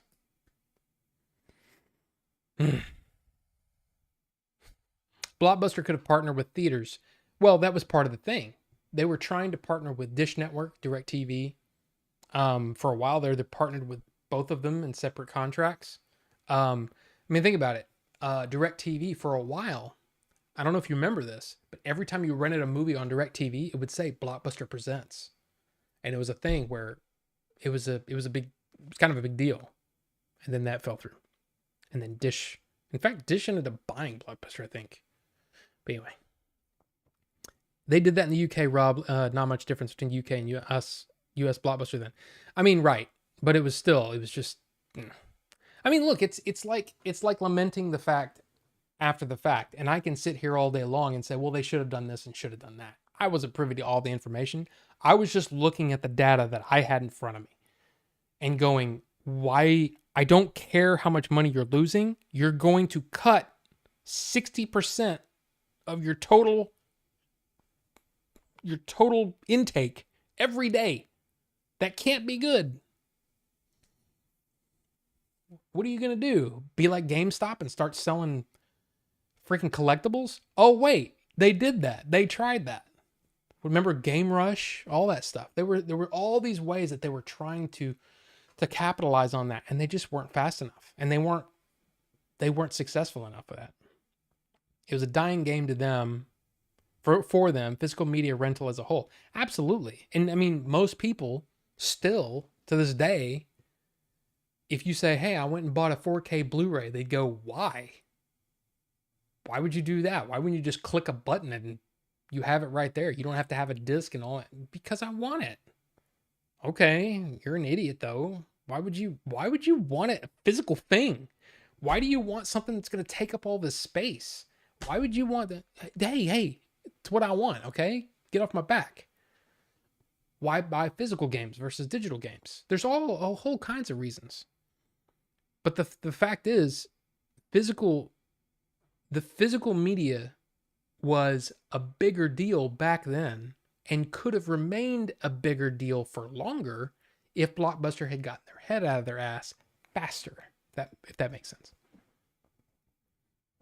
From my understanding, they didn't want to do streaming early on with Netflix due to not wanting to give up late fees.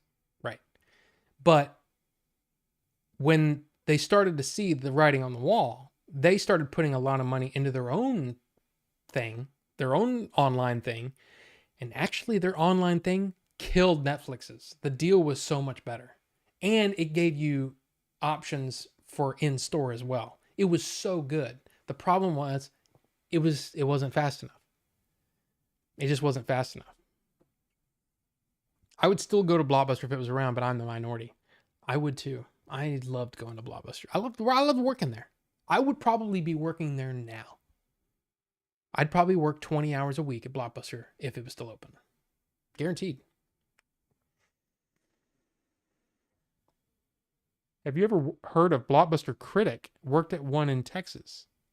No, I'm not sure what that is. It's a middle-aged man Oscar, so would I, but my younger cousins and niece hate the idea and thought it was stupid. Yeah, but kids are dumb. So seriously, just next time you see them, just grab their head and just push them down to the ground. Because that's abuse. Don't do that. I'm kidding. For some reason, it always used to crack me up when there was a story or, whatever. Like, was it Billy Madison? When he's playing dodgeball with the kids and he's just beating those kids? It cracks me up. Like what is the meanest thing that you could do to a kid? Just push him down. It's just not right. It's not right.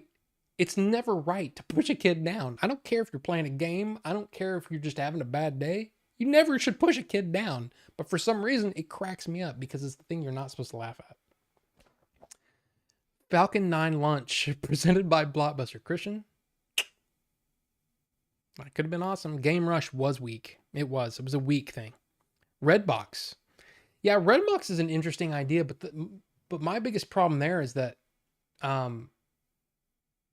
once I made the switch, I didn't want to go to I didn't see the point in going to just a box with basically the same thing as I had online. Pictures of the thing.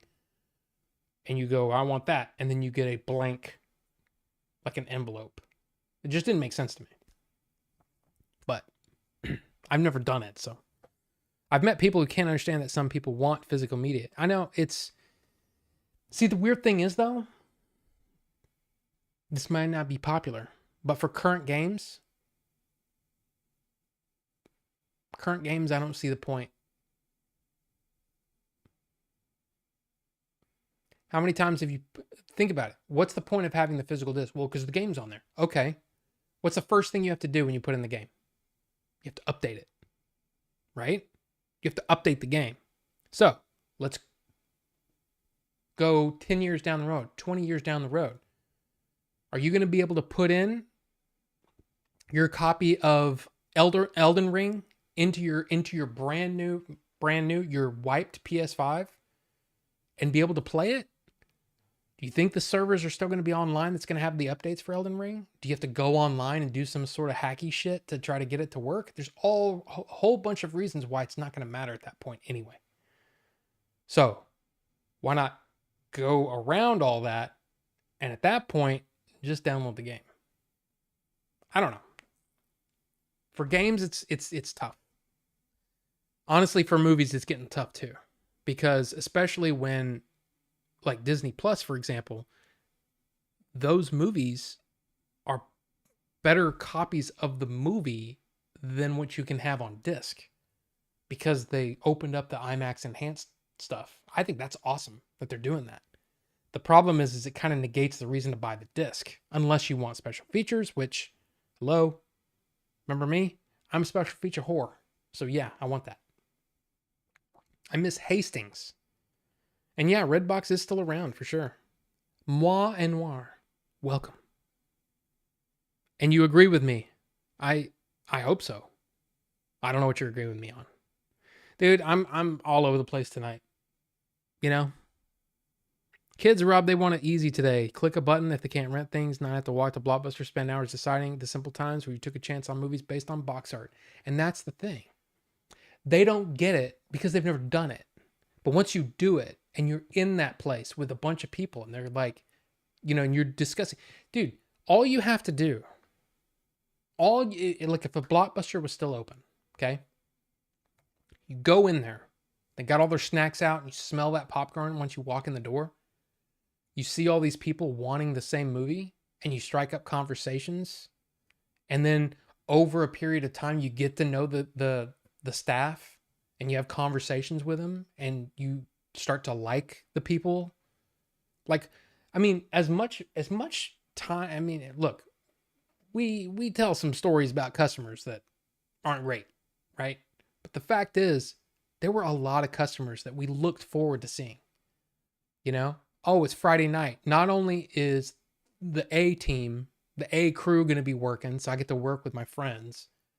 But Mike's going to be there, our security guard, who's awesome as shit. He's funny, and we talk to him a lot. He's going to be there. What's his face with the hot daughter is coming in there. That's going to be awesome.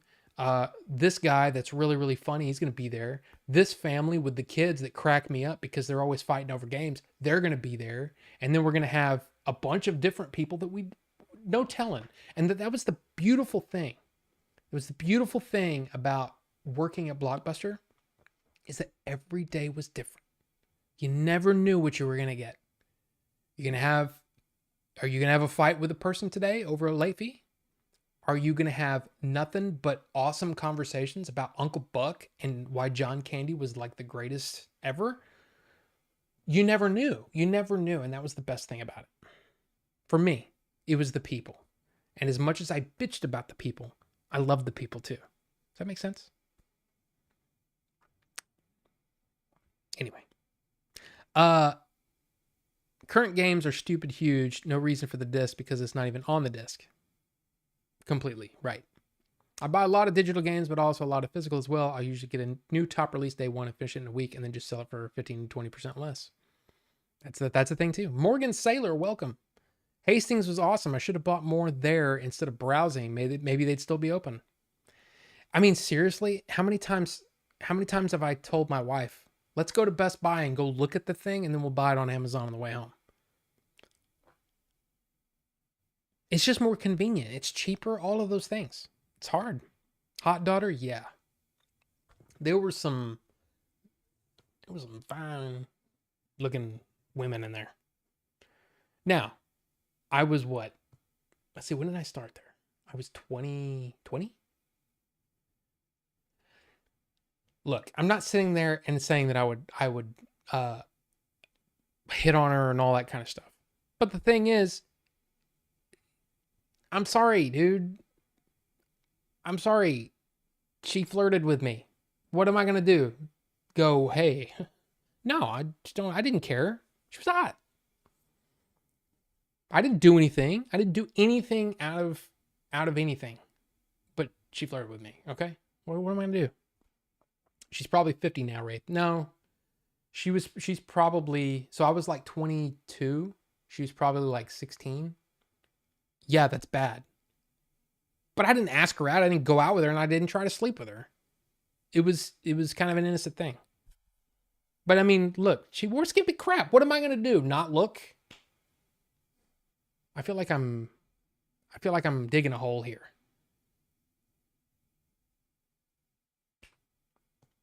That's totally different now, by the way. I see young girls wearing shit like that now, and I'm like, put some clothes on. You're young enough to be like my granddaughter if I had any kids. But seriously, you could be my granddaughter. Freaking have some self-respect, put some clothes on. It's different now. But 21, 22? Psh, come on. My ears carbonite, they bleed due to Billy's intro song. Oh, it's Friday night. I mean, I can't do it as well as Billy does. My voice isn't as low as Billy's. I can't do that. Oh, Friday. Oh, Friday. Oh, boy. I can't do it. Sorry. Hot grandmas now, probably. I mean, absolutely. Best Buy's going to go out of business because of Rob, probably. Sleeper there, Rob, for us, not you. I never did anything I never asked anybody out. I told you. I don't know how, I have no idea how old this girl was. This was remember I said there was the busiest Blockbuster with, kind of a mixture of clientele. Like you never knew what kind of people you were going to see that day. Am I going to see a Dallas Cowboy or am I going to see, a homeless dude? We had both sometimes. Seriously, we had homeless people like come in and ask for stuff. And like, sorry, you got to go. You can't be here. See the sign? Signs everywhere. Signs. Yeah. See that? No dinero, no servo. Get the hell out of here. We don't have a public bathroom. Sorry. And by the way, you smell like Tostitos. And not in a good way. You know what I'm saying? This sounded so awful. You know what I mean.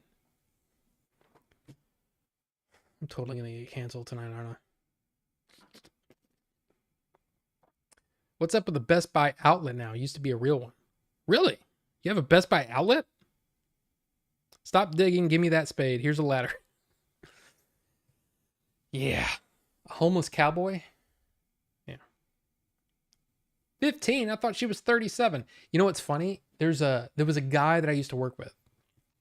I'm friends with him on Facebook. But he was one of those people that had that sense of humor that was just like really good, and that you'd be caught off guard by something he would say. Like, I'd be putting up a bunch of movies, right? And I'd walk up to the front. I'm like, I'm done. I'm going to pick up more. And I almost said out of the corner of my ear, but you know what I mean? Like, he's talking to one of the other employees, sees me, and goes, and I just barely hear this. I hear, so how was I supposed to know she was only 14? And I went, what? And he goes, oh, hey, how's it going? And I was like, whoa. And he goes, I'm just kidding. I'm like, oh, okay, geez. But it was funny. It was a funny joke. It made me laugh. It's not funny anymore, is it? That kind of stuff's just not funny anymore. You can't tell jokes like that because then you get in trouble. Luckily, I'm not at work right now. I mean, I guess I kind of am. YouTube, don't fire me. Getting tired, I reckon you must feel it, Rob, on 4 hours sleep. Oh, I'm kind of high on caffeine right now. I had a lot of caffeine before the podcast. But before we go, let's show off some stuff. I only have a couple of things that have come in so far. First is this. This is a very inexpensive book that I found, but the reason I bought it is because illustrated by John Howe. John Howe did a lot of the work along with Alan Lee for the Lord of the Rings movies. So I was reading something and they said, hey, this King Arthur book, if you like King Arthur stuff, this is an awesome book to read. And artwork by John Howe. I swear to you, I swear to you. This smells like pot. There's something about this smells like pot to me. But very, very cool artwork.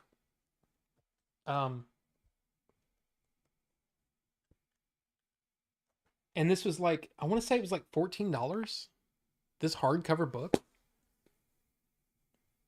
It's not in the best shape, but I was like, who cares? Yeah, it says $32.50. I think I got it for like $16 or 14, $16.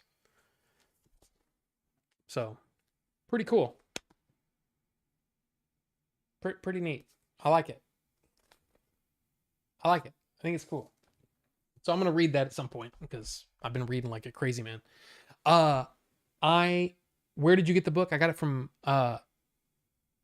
Amazon. Yeah, for whatever reason it was on sale and it was like $16 or something like that. So,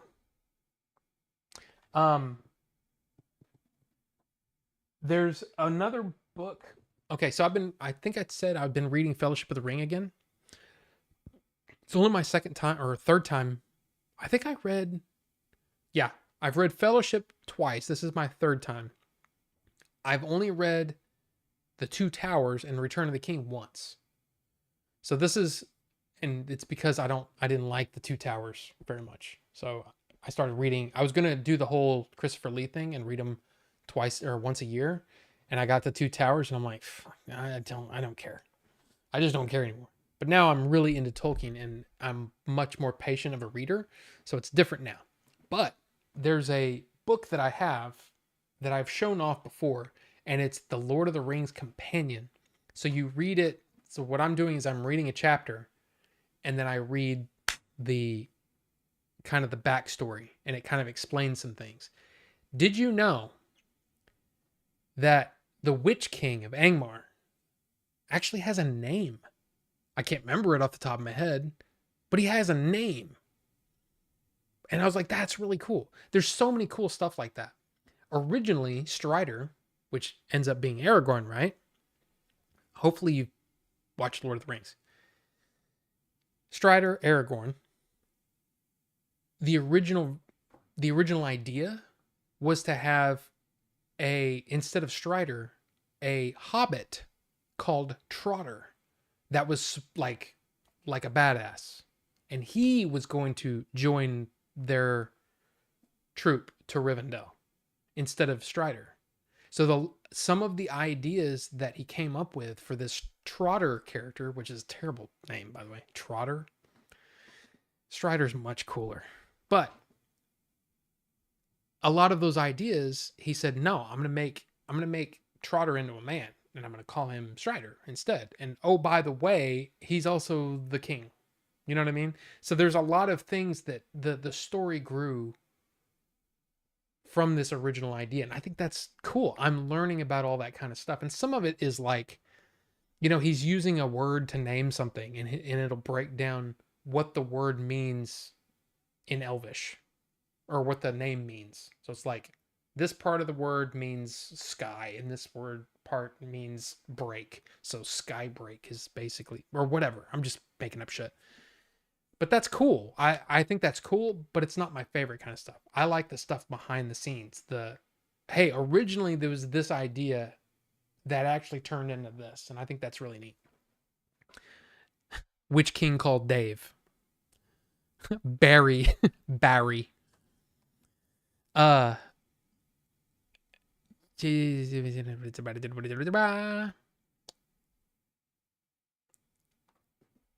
Rob can do another 7 hours if he wants. I mean, I could. I'm not. I'm probably only going to do a few more minutes, actually, because I got to get up in the morning and go to the doctor. I have a doctor's appointment tomorrow. Just a regular appointment. Nothing strange. Now we know the inspiration for the artwork. Oh, King Arthur? I mean, kind of. Do you read novels? I've been recently into a web novel, and it is dope. I have been reading a mixture of things for a while. I jump between series. So I Wheel of Time, Tolkien. This is all Tolkien stuff.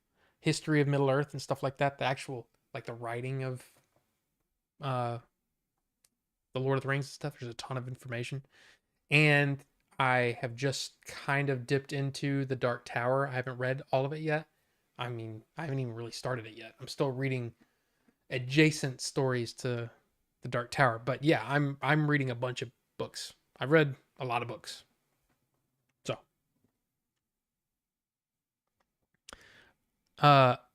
But yeah, that's the weird thing about the weed, or the weed smell, the cannabis smell. I'm telling you, it is, if you've smelled cannabis before, it is unmistakable. It literally smells like somebody was smoking cannabis by this book, or actually leafing through it. It's got a definite weed smell to it. It's crazy. Stroida. Hi, Stroida. I find Tolkien's style of writing uncompatible with me. I really enjoy Stormlight Archive and Wandering In. Well, Brandon Sanderson is on the list. So Brandon Sanderson stuff will be coming later. But one of the things that it's helped me to, I have ADHD, if you couldn't tell already, because I can't finish sentences. Did you notice? I had like 3 sentences that I didn't finish before this one. I realized that reading alongside the audiobook helps me to stay locked in to the story. And it's also helped me to really dig into Tolkien in a way that I couldn't before, because I didn't have the patience for it. But now, since someone's explaining it to me, or not explaining, but since they're reading it to me, and I'm hearing the pronunciations, instead of me trying to sit there and figure out, okay, how does that said? I'm hearing it. So I just accept it and I move on. it's something that I highly recommend. If you're having trouble getting through a book, try reading the audiobook alongside it. And I also suggest that if you're not already, become a member of your local library, because in many cases they offer digital books and audiobooks and movies and all kinds of stuff for free as part of your library card. That's how I'm getting a lot of those, like most of those books and stuff that I've bought. I shouldn't say that. Most of the ones that I've read over the last however long, I've checked out digitally, checked out the audiobook and the ebook at the same time, and I'm reading the ebook as I'm listening to it on my phone. It's awesome. And it just makes reading a more enjoyable experience. It makes it almost feel like a more passive experience in a way, because you're just allowing the story to wash over you instead of you doing the work reading. And I know that sounds weird, but I don't have to sit there and worry about how am I going to pronounce this. Somebody's doing it for me, and it works better for me. But anyway, maybe that could help you get into Tolkien. I mean, if you wanted to. If you don't want to, then shut the hell up. No, I'm kidding. Where did you put that Rivendell? Oh, I'm about to show it off. Thanks for streaming, Rob. Good night, everyone. Going back to sleep, Oscar. Hope you get well soon. We're all pulling for you, buddy. Hope it's nothing serious. I don't think that Dark Tower show I worked on for Amazon ever came out. No, it didn't, apparently. Interesting. I forgot about that. I forgot that you did that. But yeah, this is what came with Rivendell. First, limited edition. Oh, this is better. Houses of the World 1.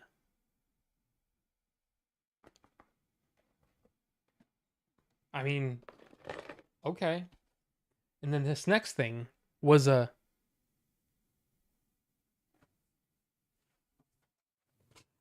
Brickheads.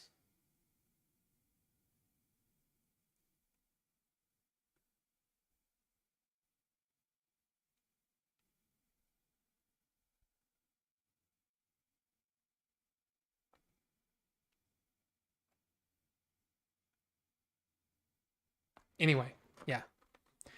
Why does Gollum look like a baby? Why? Good night. Bye. Harsh gang. Harsh Garg.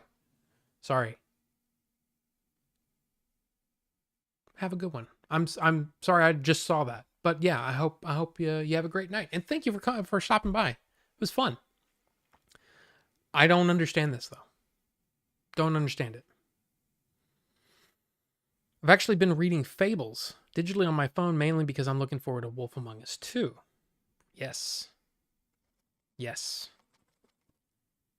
But yeah, I mean, I showed you. I don't think you were here. I was showing off reading comics on my iPad, and it's awesome.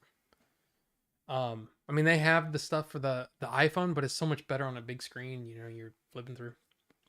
But look at on the back. Look at the other ones. Look at that Balrog. I kind of want the Balrog. I'm not gonna lie. Gandalf looks kind of dumb. Aragorn. I'm sorry. I don't understand this design. This is like Funko Pops to me. I don't get it. It's not for me. So probably just leave this sealed and let somebody buy it for a lot of money. But this is what we got. I mean, I showed this off on Discord. But yeah, Rivendell. 6,167 pieces. It is huge. I'm trying to show you. That's really heavy. It's awkward too. There's stuff on this side. This is hard to. There you go. That's pretty cool. And then I have to turn it around so I can show. Those are all the. Come on. There you go.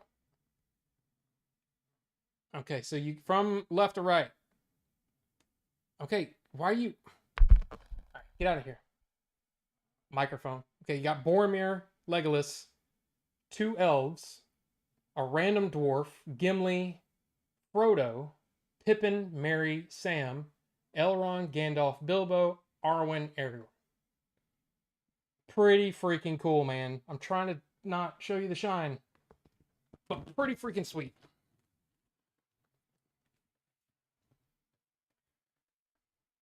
And that's hard to do.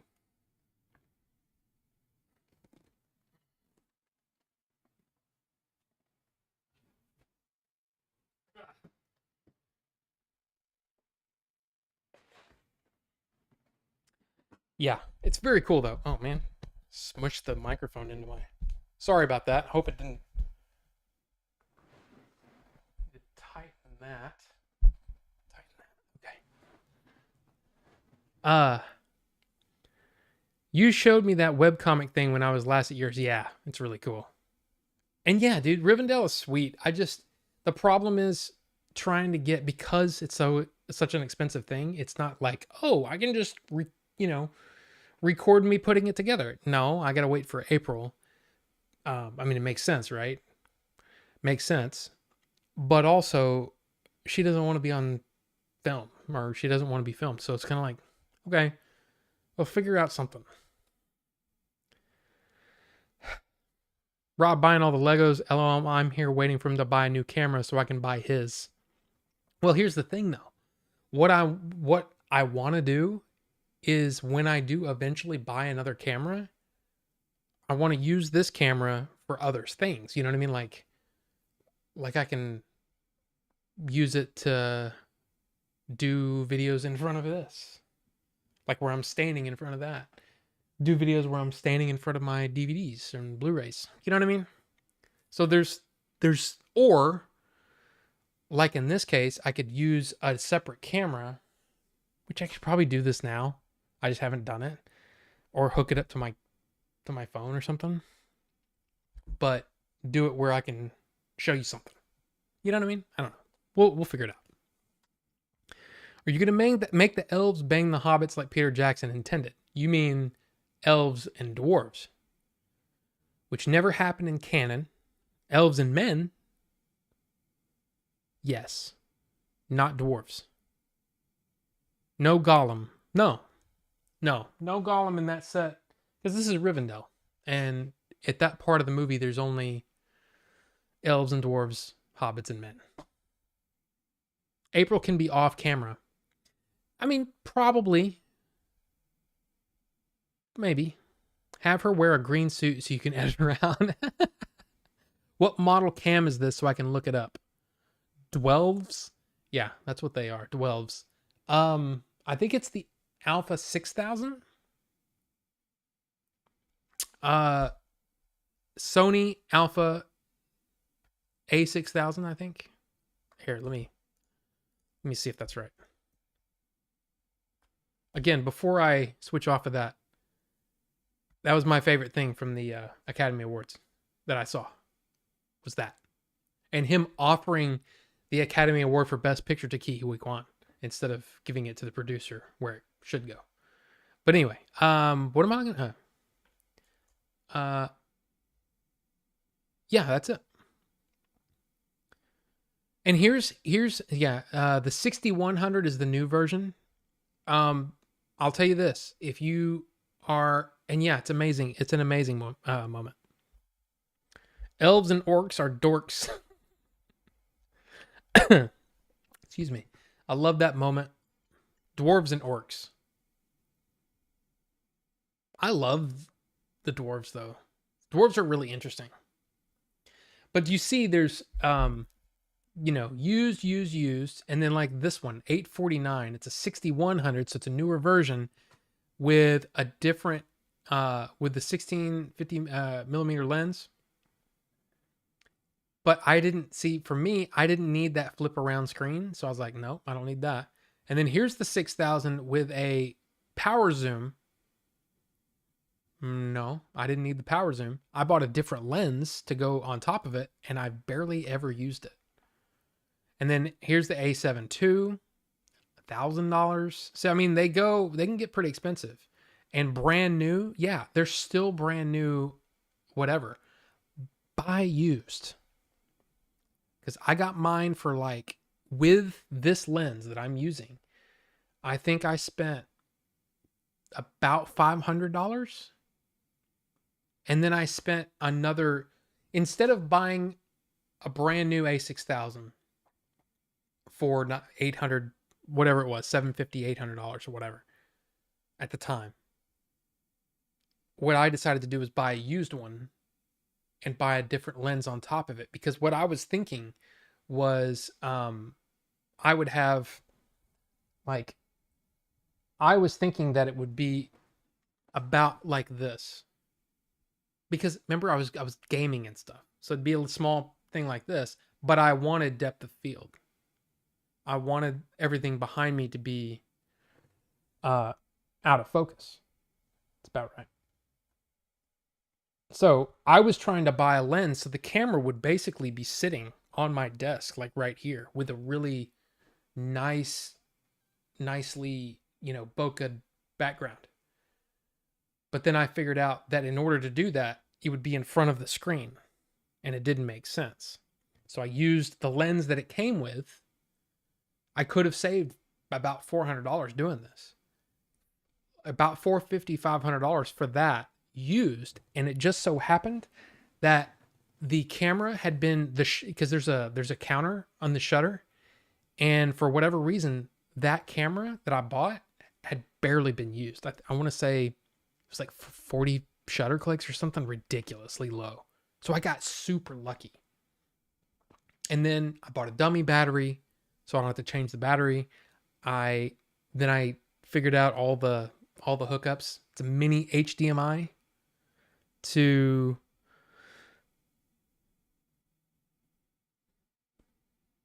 how do I have that hooked up? Mini HDMI to capture card to a switch. No, that's how I have the rest of it hooked up. So mini capture card or mini HDMI to HDMI on a capture card to the computer, right? And that's it. Microphone. I spent the money on the, what do you call it? This thing. What is that? USB interface. So spent a little money on that. Then once I got all that figured out, I spent money on a switch box so I could switch between having my computer use this monitor as an extension of my Mac, but I could also use it to play games on and then have everything happen over here on the Mac. You know what I'm saying? There was a lot of thought put into how I was going to have things set up. Now I really just use this as a secondary monitor for my Mac, and the camera sits there. So anyway, is that a thing? I found it really odd that guy didn't know he was producer, randomly speaking on the Best Picture Oscar. Speaking on the Best Picture Oscar. I was like, who the hell's this douche? That's the producer. Yeah, the Best Picture goes to the producers. Now, a lot of times the producer will have the director speak or have an actor speak or whatever, because that's, most people don't. Some people don't know who the producers, like the producers may not be well known, but in most cases, that's what happens, is that the producer speaks when they win Best Picture. And then a lot of times it'll be produced by Scott, who produced our movie, but is also produced by Billy and Jay. And I guess in a small way, maybe associate producer, which I'm not credited for this, but I would be on there too. Some cases, they'll bring all of those people up too. But when I get a delivery like Rivendell, I sure as hell would want to be home. Yeah, and it was raining. It was raining on and off that day. So I had when it was the day that it came in, I was checking the map to see where he was. Because, once it gets to a certain point, where did I buy it from? It was Lego, but it was delivered by UPS. And UPS, if you have the, oh God, what is it called? It gives you a live look at where they are on the map, basically. UPS Choice, that's what it's called. And it gives you notifications when something is shipped via UPS to you. So if your address is being used, it'll automatically email you and say, hey, this is shipped. It's coming, which is kind of nice. But anyway, yeah, for sure. I thought the Elgato Facecam 1080p 60 was expensive and it's only $149.99. Yeah. But you're also,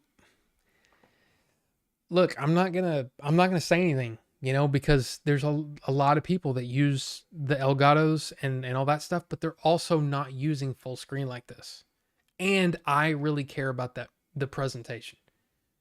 Look, I'm not the best looking guy in the world, but I know that my stream looks good because I worked to get it to look the way I wanted it to look and sound the way I wanted it to sound. But if you're just streaming, if you're just going to be streaming a game and your image is this big in the corner of a screen, you don't need an expensive camera. You just don't. So, Bo-Katan, exactly. There you go. What do you call a Mandalorian? Okay, Bucho, take a bow, sir. That is the best. I know there wasn't really a competition. That was awesome. What do you call a Mandalorian who always has the background out of focus? Bo-Katan. Love it. Love it. You should tweet that out and get all the likes. I don't know. I was thinking about getting the Ozbot. I don't even know what that is. And the Oscar goes to Melvor. Oh yeah, Melvor was part producer too, right? Well, no. Melvor co-wrote that script. He didn't produce it. So yeah, yeah. I find it odd most producers are nothing to do with the creative aspect, so why should they be awarded? Strange. Well, in a lot of cases, the producer is the one that says, hey, I've optioned this script. They're the ones that find first find people who might be interested in it, whether it's a director, an actor that really wants to do it or whatever. And a lot of times the producer is the one that goes to the studio and says, hey, I've got this really good script. Leon is going to direct and Rob wants to be in it.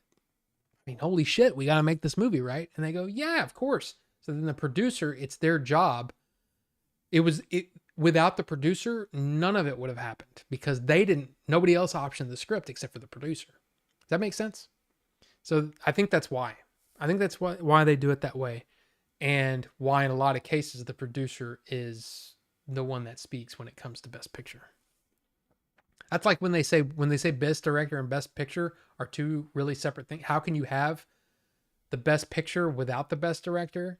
There's still situations where the producer was more in charge of getting the movie off the ground at all.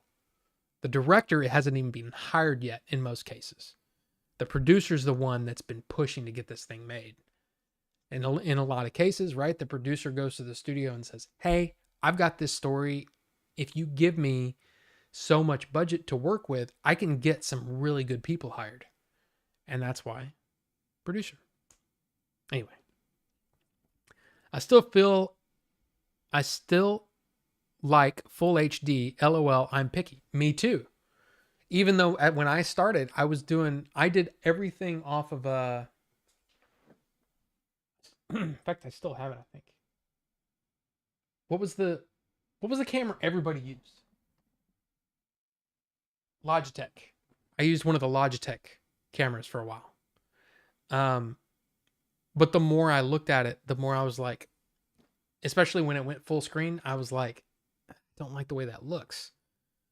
And I wasn't even doing full screen. I was doing, do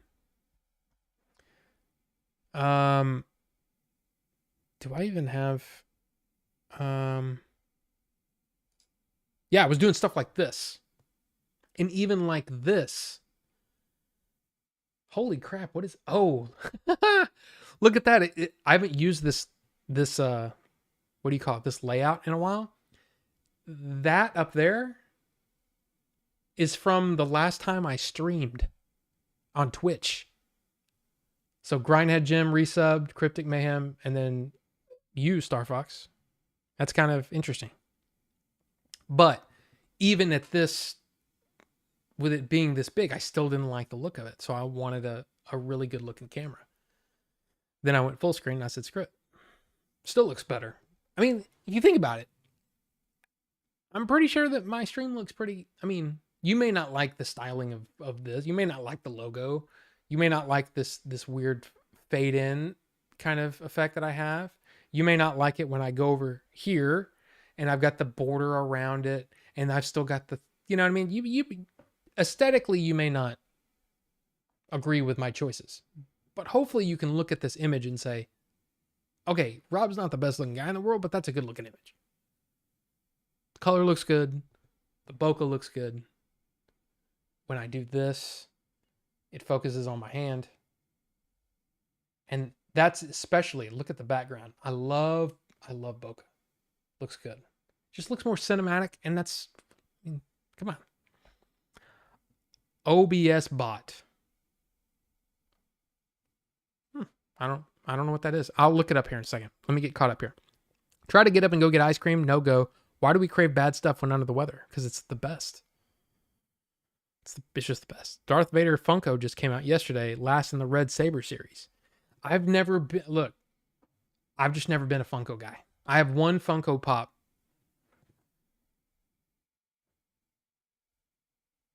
And I don't even know where it is. It's in the closet somewhere because I just don't like the look of them. They make me kind of sick to my stomach. I don't like them. It's basically this one design with the eyes and the little button nose, most of the time no mouth, right?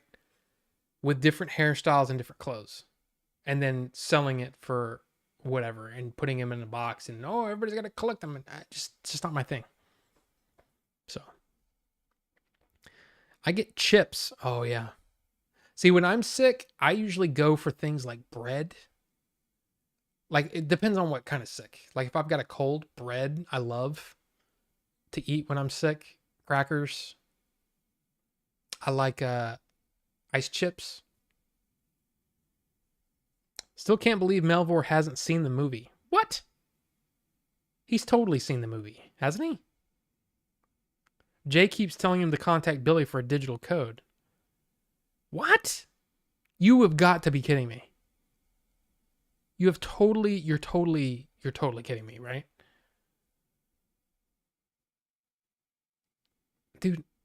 Dude. What? Dude, I can get him a copy. Okay, here's the thing. Apparently can't bring it up. OBS bought tiny 4K.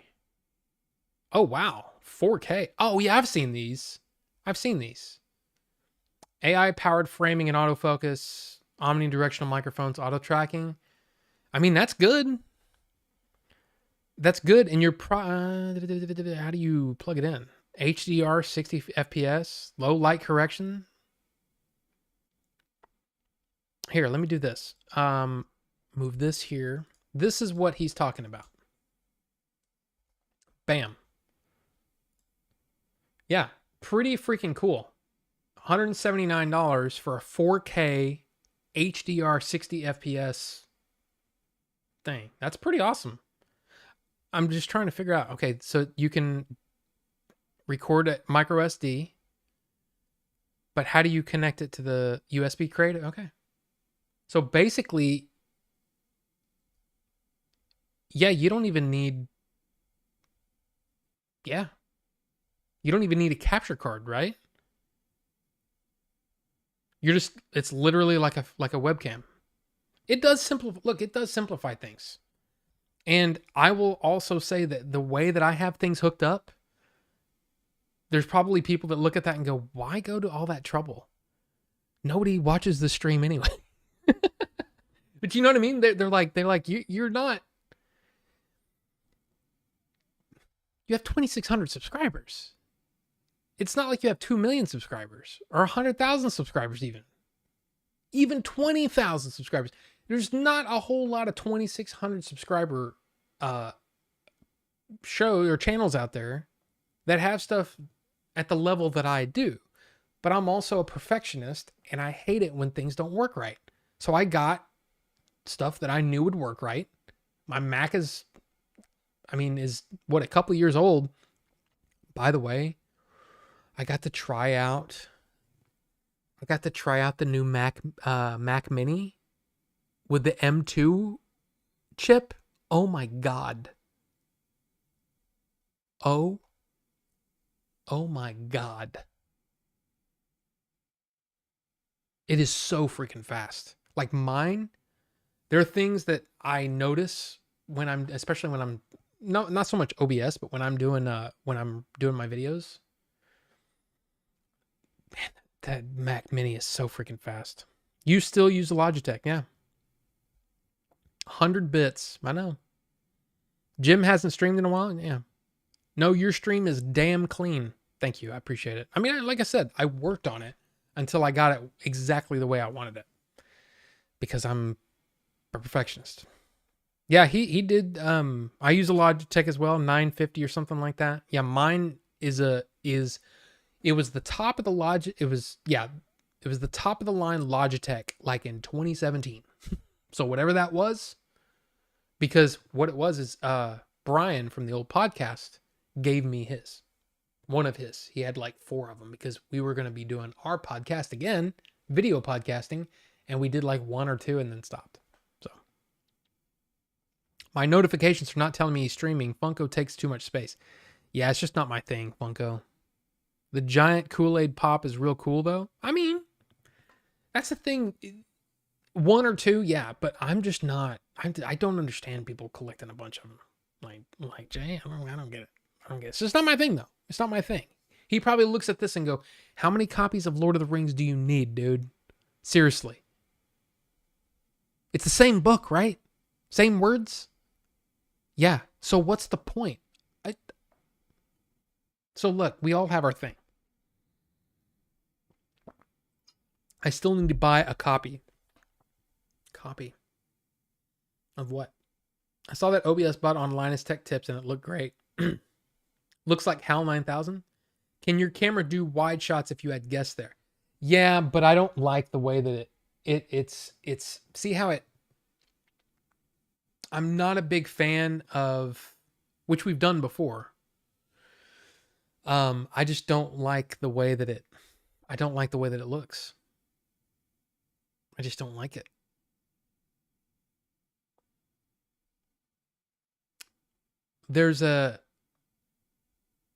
Or maybe it's because of the way that the angle, because I'm basically diagonally, right, in this room. Because I think it looks cooler that there's angles and things. I don't know. Should I do it back here so you can like actually see crap? Like you can see my mods and my hats and there's the Funko Pop. Holy crap, it's right there. I forgot. There it is. It's a Kylo Ren that my niece gave me. Dude, that Mac Mini is a beast and I don't even like Apple. I know. People probably look at my stuff and say, how many copies of Terminator 2 and Skyrim do you need? That's right. Oh, you like it out like this? So I just feel like it's I don't know. It doesn't feel up close and personal. I feel like I'm way back here now. I think it's because I like and it also means that I can be a little messier here and here because it's cut out. See, when I go in to there, I've got all this stuff here. And like, I mean, that you can see, but for the most part, all you see is what I want you to see. And oops, damn, man. There's too much stuff on this desk right now. When I go all the way out, yeah, you can see everything. So, which I don't really want y'all to see that right now. It's for a future video. So anyway, I like it right there. So basically where that handle is next to the edge. That's where it should be. I'm going to buy the huge LeBron Funko so I have a place to put my hat when I get home, or modify as a TP holder. Yeah, dude. I mean, that's what I'm saying. If you buy them and you like them, dude, screw me. I look at them and I go, I don't get it. I don't get the fascination with, I mean, you buy one for a character, okay? Cool. But the Scooby-Doo or the Shaggy Funko Pop looks exactly the same as the Kylo Ren Pop, just with a different haircut and different clothes. And he's holding something different. He's holding a doobie instead of a lightsaber. What the hell? It's the same thing. You like the wide shot. Well, I'll say this. And honestly, the wide shot is probably better because you don't have to look at, all of my imperfections on my face. But I always had it that from here, I wanted it from here up. And I wanted, oh, there you go. So you see some of the Star Wars stuff up here. You can see here's more Lord of the Rings stuff right here. Here's this right here is the Legend of Zelda, what is that? The strategy guide type thing or whatever. And then you got Link there. That is a VHS copy of Nine Inch Nails Closure. There's a bunch of batteries. And then here's a bunch of graphic novels with a Brandon Sanderson book way up there that I got from my nephew. My nephew bought me a Brandon Sanderson book, and I was like, I love you. You're the best. You buy me a book, you know me, So yeah, and then you can see some more of my movies and stuff. I just like the framing that I had perfected over the year and a half or so, or however long. They have a Star Wars Funko set with Jabba, Slave Leia, and Salacious Crumb. Yeah. Is that a NECA alien figure to your left or the quadrilogy DVD set? Where are you? Oh, that is the NECA alien, and then that's an alien. That's the Alien 3, I guess the dog alien. Billy gave me both of these. Billy gave me the Alien 3. He said, I don't need it. And then he bought me this at a convention. He was looking, I was the big chap, yes. I was looking around. And I was like, I think I need to buy that. And he goes, yeah, it's pretty awesome. And then I don't know, I think it was, because that was on a Saturday. I think this was out in California, I think. He bought it, or we went, Saturday, I'm looking around, I'm going, yeah, that looks awesome. And then on Sunday, he goes, here you go. And I'm like, what? And he goes, I bought it for you. I'm like, but what? But why? And he goes, dude, you've helped so much. And I'm like, dude, I didn't have to pay for a hotel room. I didn't have to pay for most of my food, if any. The hell, dude? You don't have to buy me shit. But that's just the way those guys are. So, but yeah. And then the quadrilogy set is down there, which again hasn't gone on the shelf yet. Just like these haven't. Well, yeah, these haven't. The movies that were on my list today. But they will. But you can actually, I mean, if you got a keen eye, you can see some things that I haven't done videos on yet. Maybe. Probably not. But what I want to do is once I'm done with getting all of these movies in these boxes on the shelf, I want to move this to here. So you'll get a shot of that corner instead. And I might put my glammed ring up in that corner. So behind me, be like right behind me. And then those double doors. So anyway, we'll see. And yeah, it is definitely 10:45. I did not mean to go this long. I need to go to bed because I have to get up early and go to the doctor. I said that. I collect NECA Alien and Predator. Don't keep them in box though. Oh, really? Don't keep them in the box. Really? I have the old Kenner Aliens line. Oh yeah, those are cool. I didn't get any of those though. That's how my best friend Jacob and I are. That custom gaming PC I built recently, I just gave it to him since I don't need two beastly gaming PCs. Leon, have a good one, sir. Have a good one. And really, guys, I need to go too. So, look, I had a great time tonight. Thank you for those of you who checked out the RetroWolf 88 stream. It was awesome. I had a really good time on there. I don't feel like I contributed that much, but they just do another 4 minutes. I might have 4 minutes in me. Bye, Rob. Thank you. Oscar, get well soon, buddy. Later, all. Thanks for streaming. Of course, Carbonite and Jinzu. Have a good night.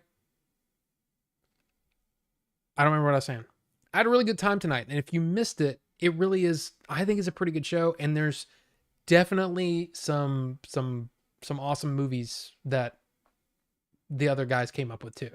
So I would definitely recommend you checking them out, checking that out, and even maybe subscribe to their channel. Community, all that kind of stuff. And then you can go over there and say, hey, Order 42 show sent me, and they'll go, oh, awesome. Here's 1,000 subs. I don't care. As long as we're having a good time, I honestly don't care. Let's just have a good time. So anyway, you guys have a great rest of your week. Tonight at 2 a.m., which I won't be awake, but we got Mandalorian episode 3. And yeah, we'll see you on the next one. Have a great night, guys. Bye.